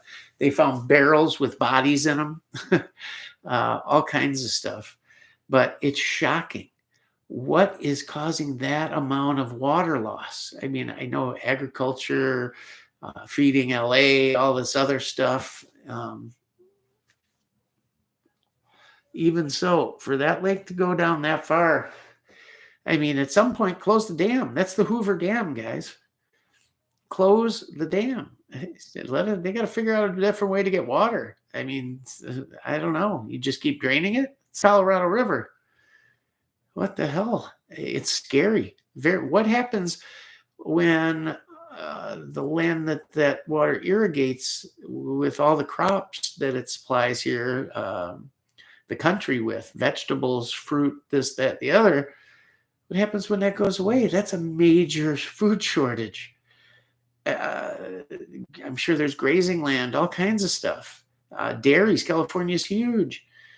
My God, maybe this is the end. Everything's coming together. It just, it seems like, boy, you could certainly time it to the Book of Revelations or any of these. It's crazy. I always said, it's not any more news. It's just the internet, and there's so much, and you're not hearing just from your town. You're hearing from the whole state, the whole country, the this, the that. So it seems overwhelming. But yet there's just so many big stories that just go unreported. I haven't seen anything on Lake Mead on regular news media sources. Crazy. Yeah, what do you guys think about that? There's way too much going out now to be just coincidence. Yeah, there is. What do you guys think about the water situation? Tell me. Here, Wisconsin, Illinois, Michigan, we got the Great Lakes. You don't worry about it too much. You see some drops, but it's up, down. Imagine if the Great Lakes were drying up like that. That'd be scary. I don't know how long Lake Michigan is, but imagine a 65-mile long lake. 1 inch of water. I don't know how wide it is. It's all kinds of, when they flooded it, they flooded towns, everything. But 1 inch of water, think about how many gallons of water that is, let alone, I think it's down over 150 feet, 180 feet, something like that. And they've got timelines. They keep moving the boat ramps out. Like 1 year, they have to move it 300 yards. And they have the different markers of where it was in 2012, 14, 16, 18. It's crazy. Search the videos and watch this. It's I think a Mexican dude and his son that are doing these videos. They're fishing videos and that. It's sad. It's shocking. It's the most shocking thing I've seen in the last year, I think. Crazy. I can't believe it.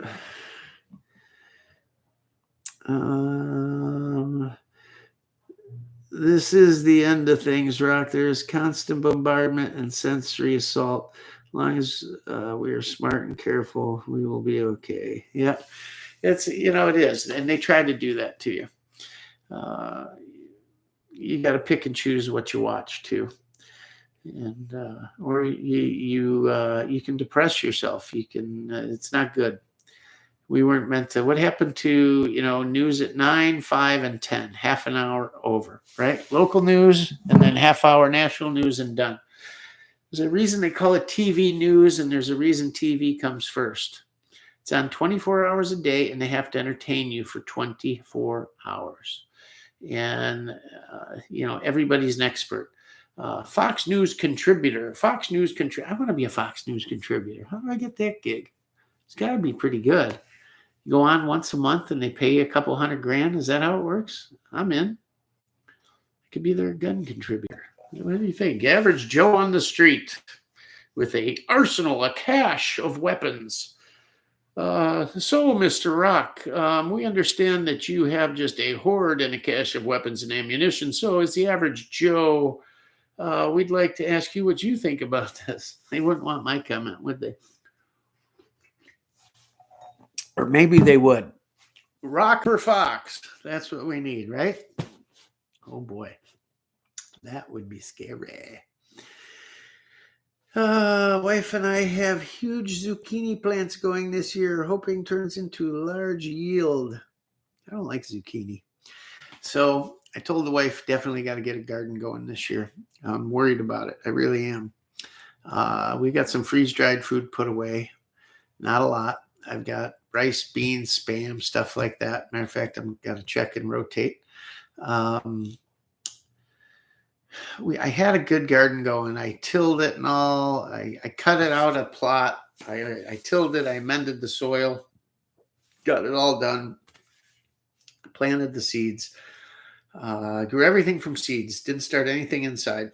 That was mistake number one.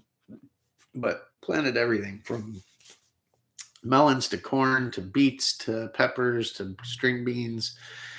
You name it, I did it. And it was all coming up pretty good.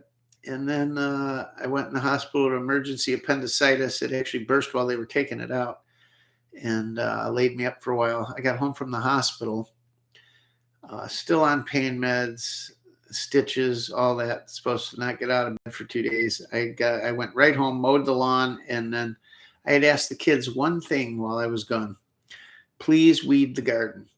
Just all it took was 1 day weeding. It would have been fine. Because the plants were at the point where I couldn't tell if the weeds started coming up, what was weeds, what was plants, Of course, they didn't do it. So I'm on my hands and knees a day after appendix surgery, weeding. And man, did I pay for that day. Holy Christ. But it went to crap after that. And I got some nice beets out of it. I got some nice green peppers, some nice tomatoes. Some of the vines had went for the melons, but they never finished off. Corn didn't make it. Nothing else really grew. I think I just bit off more than I could chew. It was a pretty big garden. It was probably 40 by 30 or 40 by 20. I don't know. And now it's just went back to lawn. So I'd have to do it all over again. Maybe I'll just do a little 10 by 10 thing and start out with some stuff. But you don't want to grow just vegetables. You want to grow stuff like beans, right? That they have some nutrition to them. So what do you think you start out with? I don't know. Chase says, same with, wait, that's what he say. He seems to know what he's talking about. Same with green beans, tomatoes, and a few trellises of cucumbers. That's why I did trellises too with the cucumbers for pickles. Those are always great. What would you recommend? Like a 10 by 10 plot, Is that a good size? I don't know. And I don't want to do raised beds. I really don't. I got so much property. It's like I just do it in the ground. I don't know. Using 8x4 metal raised bed. She started all plants from seeds for the first time with our miniature greenhouse. Looking good so far and have nice rainwater collection to support. That's what I got to do, a rain barrels. I got such good area to do it too. Yeah, let me know what's a good way to start a garden. I'd love to. Everyone is doing raised beds now. It's all the rage. I have a feeling Chase is doing a lot of what Loretta and I and others are. So you think the ground is simple but hard work? Why is it? It sounds harder building the raised beds and then buying the dirt and everything to fill them. We've been looking for 20 acres or more, but hard in our Virginia. Yeah, I've got 7 here, and down south is about 5, I think. And got to put it. I'd like to put it. I've got a natural area where farmers back in the day put a what do they call them? They put in the pipes. They got the holes in them to direct water to low areas. But it comes off the neighbors and down and right through the middle of my property. And when it rains super hard, twice in 20 years, we've literally had a river flowing. I mean, a river like 10 feet wide and whatever, but that's the only time I've seen it. Other than that, it gets more rain and stays wetter longer down there. It'd be good to be on the edge of that. But where it got enough water, it gets sun all day. It's never in the shade. Because we had a motorcycle track out there. There's nothing, nowhere to hide, no trees, no nothing, wide open. So I don't know if that's good or bad, but when it comes to watering, it's got to be bad. Does 1,000 rounds of ammo consider cash? In their book, yes. You are a white supremacist terrorist who is planning something. Just keep that in mind. You are. If they find 2,000 rounds, you're probably head of a militia. If you have 50,000 rounds, you're probably starting a new country somewhere. I don't know. I don't know what they'd think. Oh my God, it'd be terrible. I got to show you guys the meme. My son sent me this meme once. It's this little teddy bear guy, and it says, when the news media talks about a guy with a cache of weapons, and they show like 5 guns and this and that, and the little sideways like, yeah, that's what they think. When news media thinks that is, what if they showed up at any one of our houses? They would be like, my Lord, what is this guy doing? Right? But I don't think they understand collections. It's just, okay. Why would you want to collect deer rifles? There's nothing great to them. You collect history, the history of warfare, the history. It just is what it is, right? They don't get it. But yeah, you're one of them. They'd mark you so quickly it would be funny. Who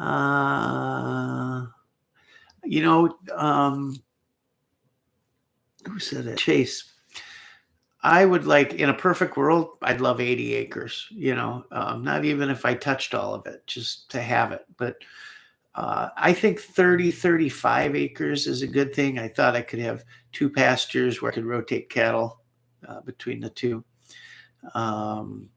with a pond or a water source for them. Cattle just do themselves, basically. You give them water and they're good to go. Rotate them on a pasture. And easiest things in the world. I had chickens. I just got rid of the chicken fencing. My wife sold off the chicken coop. I built a monstrous chicken coop. It was really nice for a project with my son. And we had a bunch of chickens. Neighbor dog ate them all. And didn't find out it was him till the last one. I thought it was coyotes. But I built everything so nice, tilt-in barn windows and everything, venting at the top, slanted roof, roosts and eggling boxes, and it was beautiful, absolutely beautiful. I was stunned that I was able to build something like this.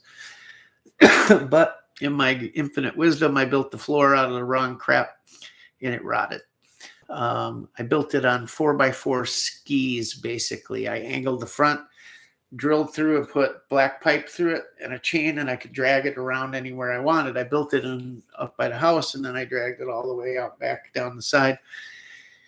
And it sat there. I should have put a vapor barrier on under it, maybe, because it sat up about 4 inches off the ground, and then 4 inches for the floor trusses were 2x4s. I had a people door, full-size people door. It was about 8 foot tall, about 4 foot wide. Basically, it was a sheet of plywood, 4x8. Really nice. And I wish it hadn't rotted. I was pissed they were selling it until I saw the floor. And I had even sprayed the inside with that rubber coating stuff. You see the guy that builds a boat out of it? I sprayed that. I figured it'd be easy to hose it out, you know. But it rotted, and that was that. So I'm going to build a smaller one. My wife likes having them. She says she doesn't. She hates seeing them die. That's the problem. And I'm not going to butcher any. I just do eggs. We had so many eggs. I had 15 to a dozen chickens, and we had so many eggs we were giving them away. I mean, it was unreal. I think 4 or 5 chickens, and you're golden. And we did golden Wyandottes and the white and black, the hell are they called? Can't remember. They do good in the cold, though, which I need here. And never had to give them any heat. We had a heated water.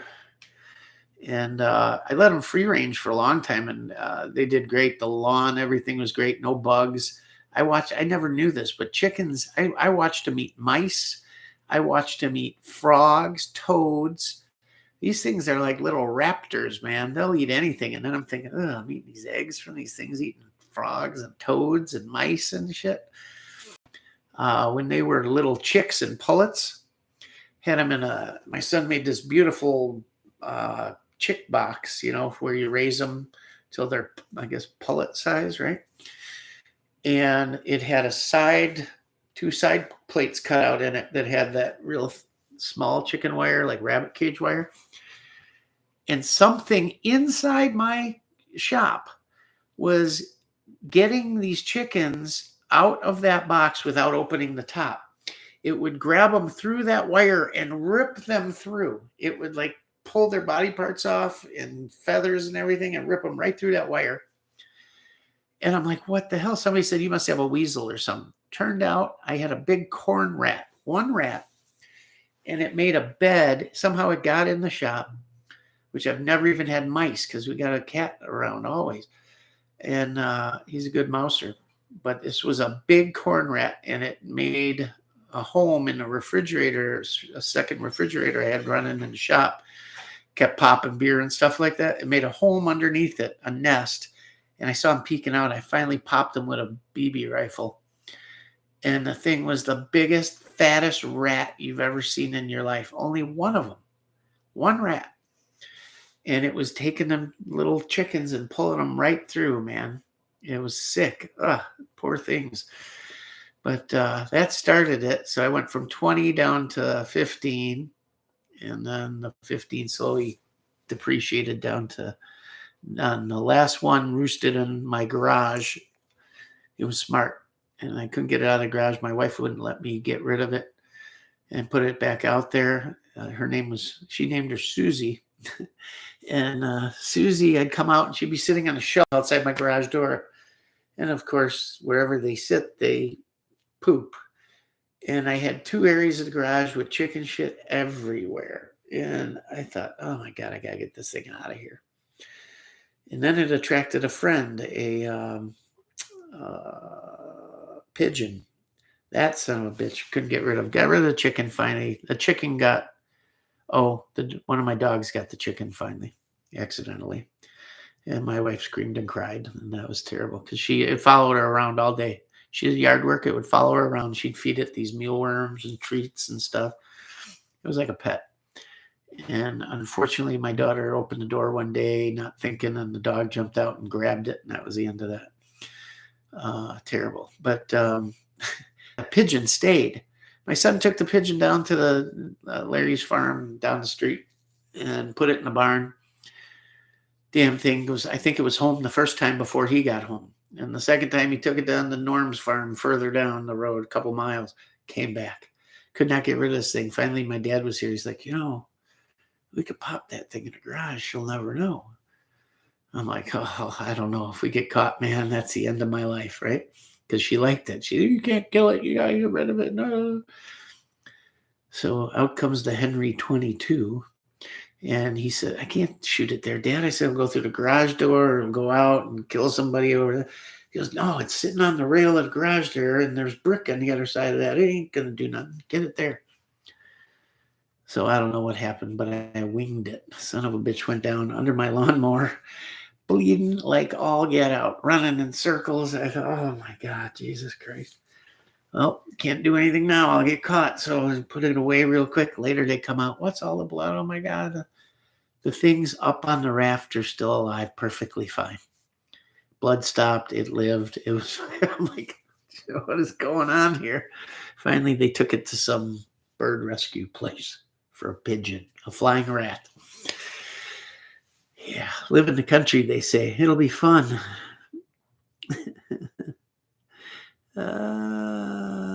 Let's see. What did I miss?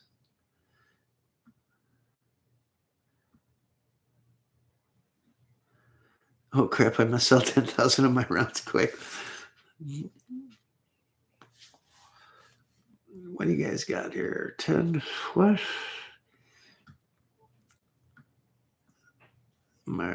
According to media, yes. Yeah, that's exactly what I said.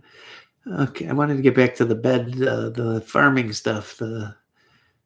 Everyone is doing raised beds. We've been looking for 20 acres, built my own, raised beds and benches. Does 1,000 rounds. Yes, awesome. I do pots on my benches, and I think we did our tomatoes in pots, and they came out good.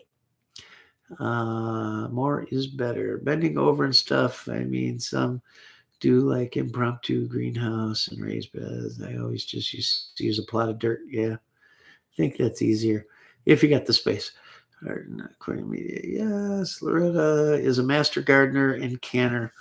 I met her online I really want to learn canning. I think canning is so cool. I want to do it. I'm going to start buying the jars and stuff. Maybe Loretta can give me some tips. Maybe we can do a live stream. Loretta can show us how to live stream can. That'd be cool, huh? It's a gun channel, but hey, prepping goes along with all of it, right? Squeaky saw a bad beef cookie. There's friendly contests. May bonus points if you gave one that'll run bars. What? Yeah, something like that, Joe. Oh, crap. I must sell 10,000 of my rounds quickly. Yes, you should. I'll buy them. Send them. Cutting in and out. Is it just me? Yeah, it's just you. I haven't had one slowdown. Thank God. It's been good tonight. My net is choppy sometimes. Yeah, it's not the stream. The stream is doing great. Right, guys? It's all doing good. If you are cutting in and out, then back out and come back in should be good. Yeah, probably. Militant, you already want that ZPAP. Yeah, you got to get a ZPAP if you don't have one. Great gun. Definitely. I wish my damn stock wasn't so dark. I got that beautiful tiger wood on the handguard and the grip, and my stock went so dark after oiling everything. It looks stupid. Anybody got a lighter tigered up stock they want to get rid of for a tigered up dark stock trade? I just can't stand the way it looks. It's bugging the hell out of me. I'm gonna have to buy another one, another stock, that is.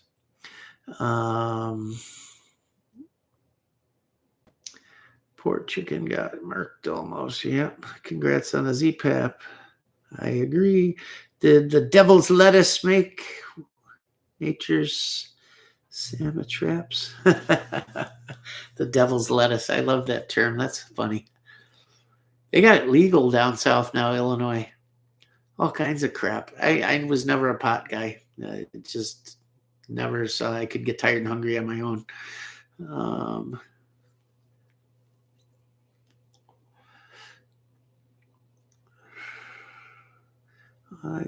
What's like buying gold but better? What, pot? Isn't that funny? They can sell it, but if you grow it, you probably get busted, right?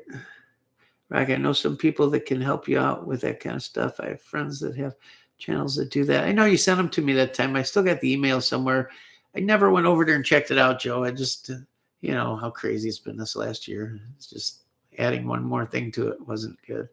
I just got a plastic chicken coop with a solar door fence and wheels for, wait for it, $1,000 US. Where'd you get it? Give me a link. That's what I want to do. I don't feel like building the whole one like I did. It took me a couple weeks and a lot of money. You wouldn't believe the money to build something like that when you think about it. What's a sheet of plywood today? Let's say marine grade for the floor. And I used shit. That was the big mistake. Chipboard on the floor. Dumbass. I knew better than that. But marine grade plywood for the floor. And I did siding, like plywood siding. They make cement siding. Looks like it. You know, it looks like boards. But I did that. The 2x4s. The plywood for the roof, pack of shingles, the tin to finish it, the windows. Menards, they tilted in and held on chains like they were nice. Hinges and latches for the door, the 4x4s. I bet I had 700 in lumber by the time I was done. I mean, it's crazy. It's crazy. But yeah, something small but solid. Not one of these cheapy little cutesy chicken coops they sell at Farm and Fleet for $500 and it looks like a little house. No.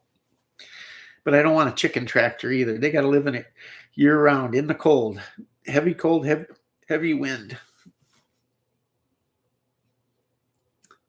Yeah, I get a Draco. I'd like a regular Draco. The micro, forget the micro.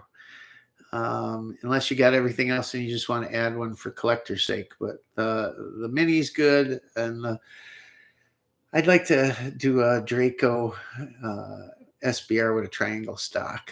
I think it'd be cool. Yeah. Yep.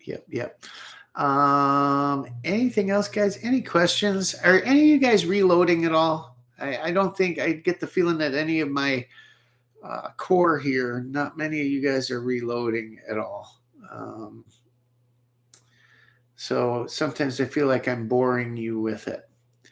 Man, I got that Dylan working great. We just got to add parts now. I got to add a case feeder first, and I want to get a trimming head set up where I can trim and size and all right on that and swap the head out and go. It'll make brass prep so much easier. They got a swage that goes in where the primer press goes in. So it'll swage all the military crimp out of it. It'll trim the shell. It'll size, trim, swage the primer pocket, and if I wanted, I could probably deburr, but I really don't need to with the Dylan trimmer. So essentially I put one head in that does that, sizes it, trims it, swages the primer pocket, done. They're ready to go. That would save such an astronomical amount of time. I use the RCBS case prep station now, and it takes a long time, and it's hard. You got to push hard and everything. But God, I would love to do that. And then add the case feeder. Not all keen on the bullet feeder yet. I want to do the stand and the bullet tray and the handle and a couple other little doodads. And man, I can crank. As it is now with loading 10 in the tube at a time, I'm cranking on it. But brass prep is what takes the longest. Can I just send you my brass and you reload it? I know you love a challenge. That would, Tommy, somehow I got a feeling that you shoot at a minimum what I shoot and probably more, which is truly saying something. Yeah, I'm not up to that challenge, man. Although, see, my problem is right now, I went through 9 pounds of powder in the last week. And I'm out of powder, rifle powder, basically, except precision stuff. I got some Varget and different stuff. I do have a lot of AR powder, but I got to go back, or AK powder, but I got to go back to the single stage press to do that. So maybe we'll start messing with that. How much do you say reloading? The brass, essentially, which is half the cost of the round, because I use range brass essentially for the most part, unless I'm doing real precision stuff. But yeah, it's enough, put it that way. And when you can't find bullets, if you had the components put away, you're good to go. This whole ammo time, I have completely survived off reloads, except for some of my 7.62 by 39. I didn't dig in one bit really into any of my stored ammo. A little bit of factory 9 I shot, a little bit of factory 223, about 500 rounds of AK ammo. The rest was reloads, which normally would be several thousand rounds a year. But I did a lot more 5.56 223 shooting this year just because of the reloading. I could just keep shooting. So we didn't shoot a ton of AKs this last year. I just didn't. If we went out, it was a couple hundred rounds. I shouldn't say 500. We probably went through 1,500 factory rounds and double that on reloads, somewhere in there. But I'm fully good on bullets and primers, small rifle primers. I need large rifle primers, small pistol primers. I'm low on 9 bullets. I just picked up a couple thousand 5.56, and I got a couple thousand more 75 grainers. I love shooting 75 grainers. And but powder now, I had 8 pounds of BLC2 that works for 308 and 223. Great. I'd love to get my hands on another 24 pounds of powder, so that would set me pretty good, and find some pistol primers and large rifle primers, and I'd be fine. So that's where the money's going the next couple weeks for sure. Because I'm not gonna. I was prepared coming into this, and I don't want to be caught short again. It's hard enough to find it right now, but if I search and work at it, I can find it. I did find a guy at that gun show I picked up. I should have bought more powder. He had a bunch of tack. He had others. He had a great 223 primer. Powder. I should have bought an 8-pounder from him, but he doesn't live too far. I think I can get some stuff there, and I probably got 10,000 small rifle primers, so I'm good there.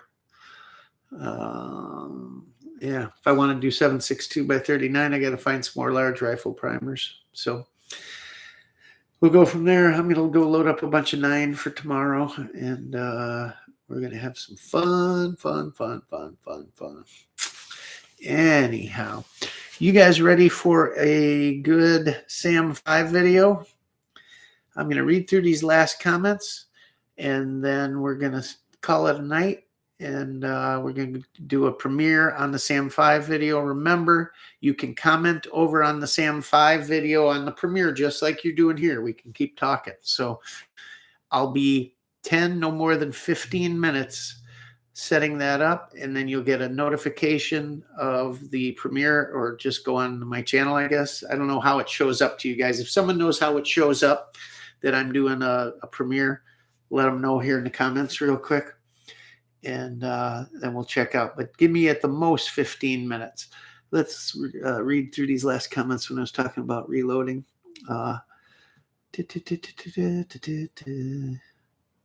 We built, I owned a pallet factory. I guess I could get enough pallets to build a chicken coop. Well, I used to could. I used could, but I don't own the pallet factory anymore. It took a good bit of effort, but it hardly cost anything. Yeah, pallet would have been good. I should have. I'm an idiot. I was so sick of seeing pallets, though. I had mountains of pallets. Mountains. We had to have the fire department do a practice burn. Put it this way, 7 acres of pallets piled 5 stories high. Craziness. It's called omelet. It's good for 6 or 8 chickens.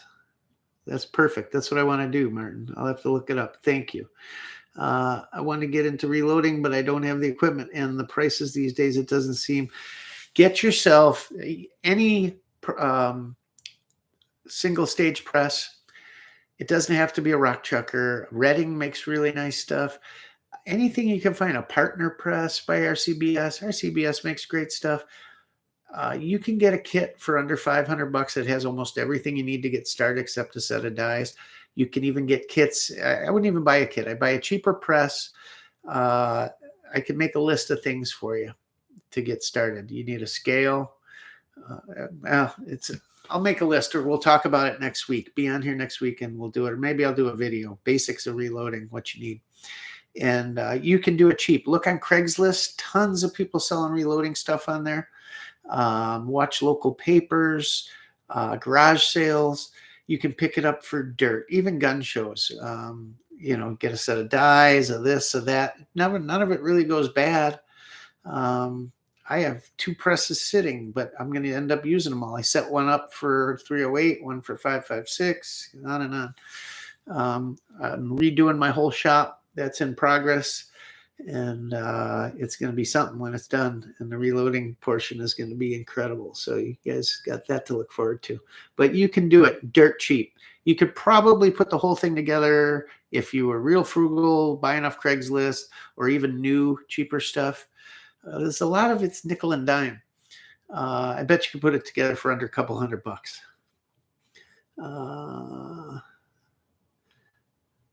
And it will make sense. It does. Trust me, it does. Especially start picking up range brass now when you go. Just start picking it up. Any caliber.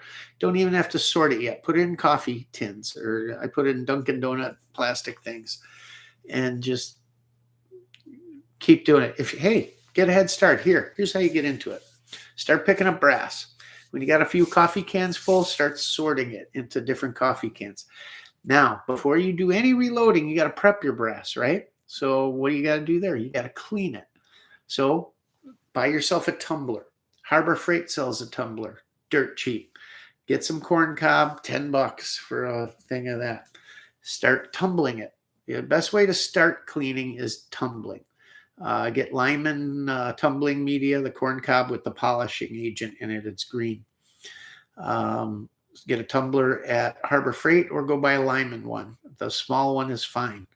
I still do it on one of their small ones. It'll hold a couple 100 rounds of 5.56 or 9 or whatever, and start tumbling your brass and cleaning it. So now you got all this clean brass put away, ready to be prepped. Now what's the next stage? Trimming and deburring and knocking out the primers. Find yourself a cheap press, whether it's used or whatever. Get a universal depriming die, or even at that point, maybe even buy your die set. It comes with a decapping and sizing die. You can decap and size. You'll need to lube them. You can buy lanolin and mix it with a little alcohol, or just a little tube of RCBS case lube and their case lube rubber mat. You might spend $9 on the 2 of them. Roll them, run them through your die, and they're deprimed and sized. And now you've got to trim them, right? So maybe now the next week or 2, you buy a trimmer or find one cheap somewhere. And then the deburring tool is about $5. It's a little hand tool. You can start with that. You don't need the big case prep station. And now all your brass is done. You'll have all your brass done, a ton of it on hand. Now you're going to make bullets, right? Well, you already got the press and maybe the die set. So you're ready to go. Then it's just components, a scale, cheap stuff. You can do it really cheap. piecemeal it.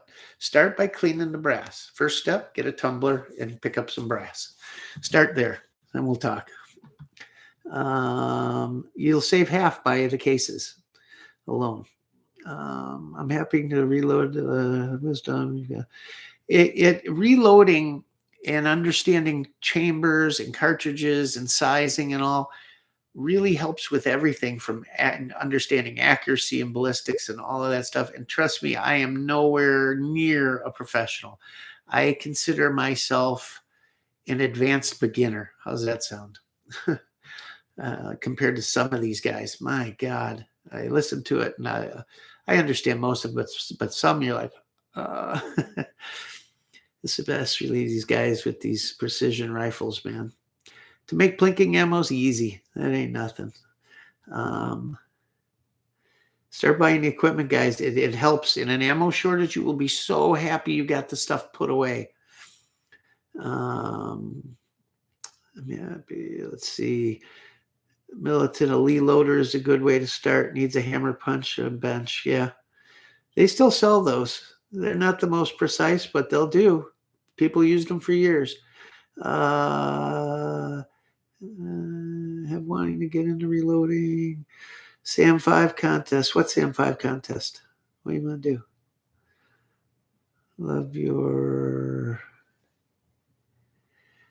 Love the channel and love your love of AK. Okay, AKs. Cool.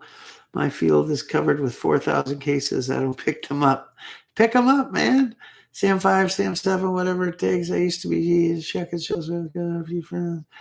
I'm just trying to read fast so we can go. Can't wait for SAM 7 contest here. What contest? You're really generous, Rock. I get it. No, I get it. I'm an idiot. God, I'm a little slow tonight. I'll keep an eye out for it. I linked to that Discord. Reloading is like baking a cake from scratch. If you can do, you can reload. Cool, thanks. They have them in all common calibers. Yeah, they do. All right, guys, give me a few minutes. Like I said, I just got to put together. If I can't get this thumbnail put together right away, I'll just dump the video. I'll add a thumbnail later, but it sucks to add one and miss it. So thanks for everything. It was a good night. Had good fun, good talk, and we can continue talking on the premiere. Watch it. If one of you guys knows how you're going to pick up the premiere or how you get notified, or if you just go and sit on my channel and wait for it to pop, I don't know. But it'll be up there. It is 10:17 here in the central USA. So hopefully by 10:30, 10:35 or before, that's at the latest, it'll be coming up. All right. I'll see you guys soon. Thanks as always. Love y'all. And I'll take care of the moderator thing this week or next and make you guys a couple moderators. Tommy, you can be in there too if you want to. I don't want to leave you out. And we'll talk soon. Love y'all. Rockford Ordnance out for 15 minutes. Good night, guys. Be right back.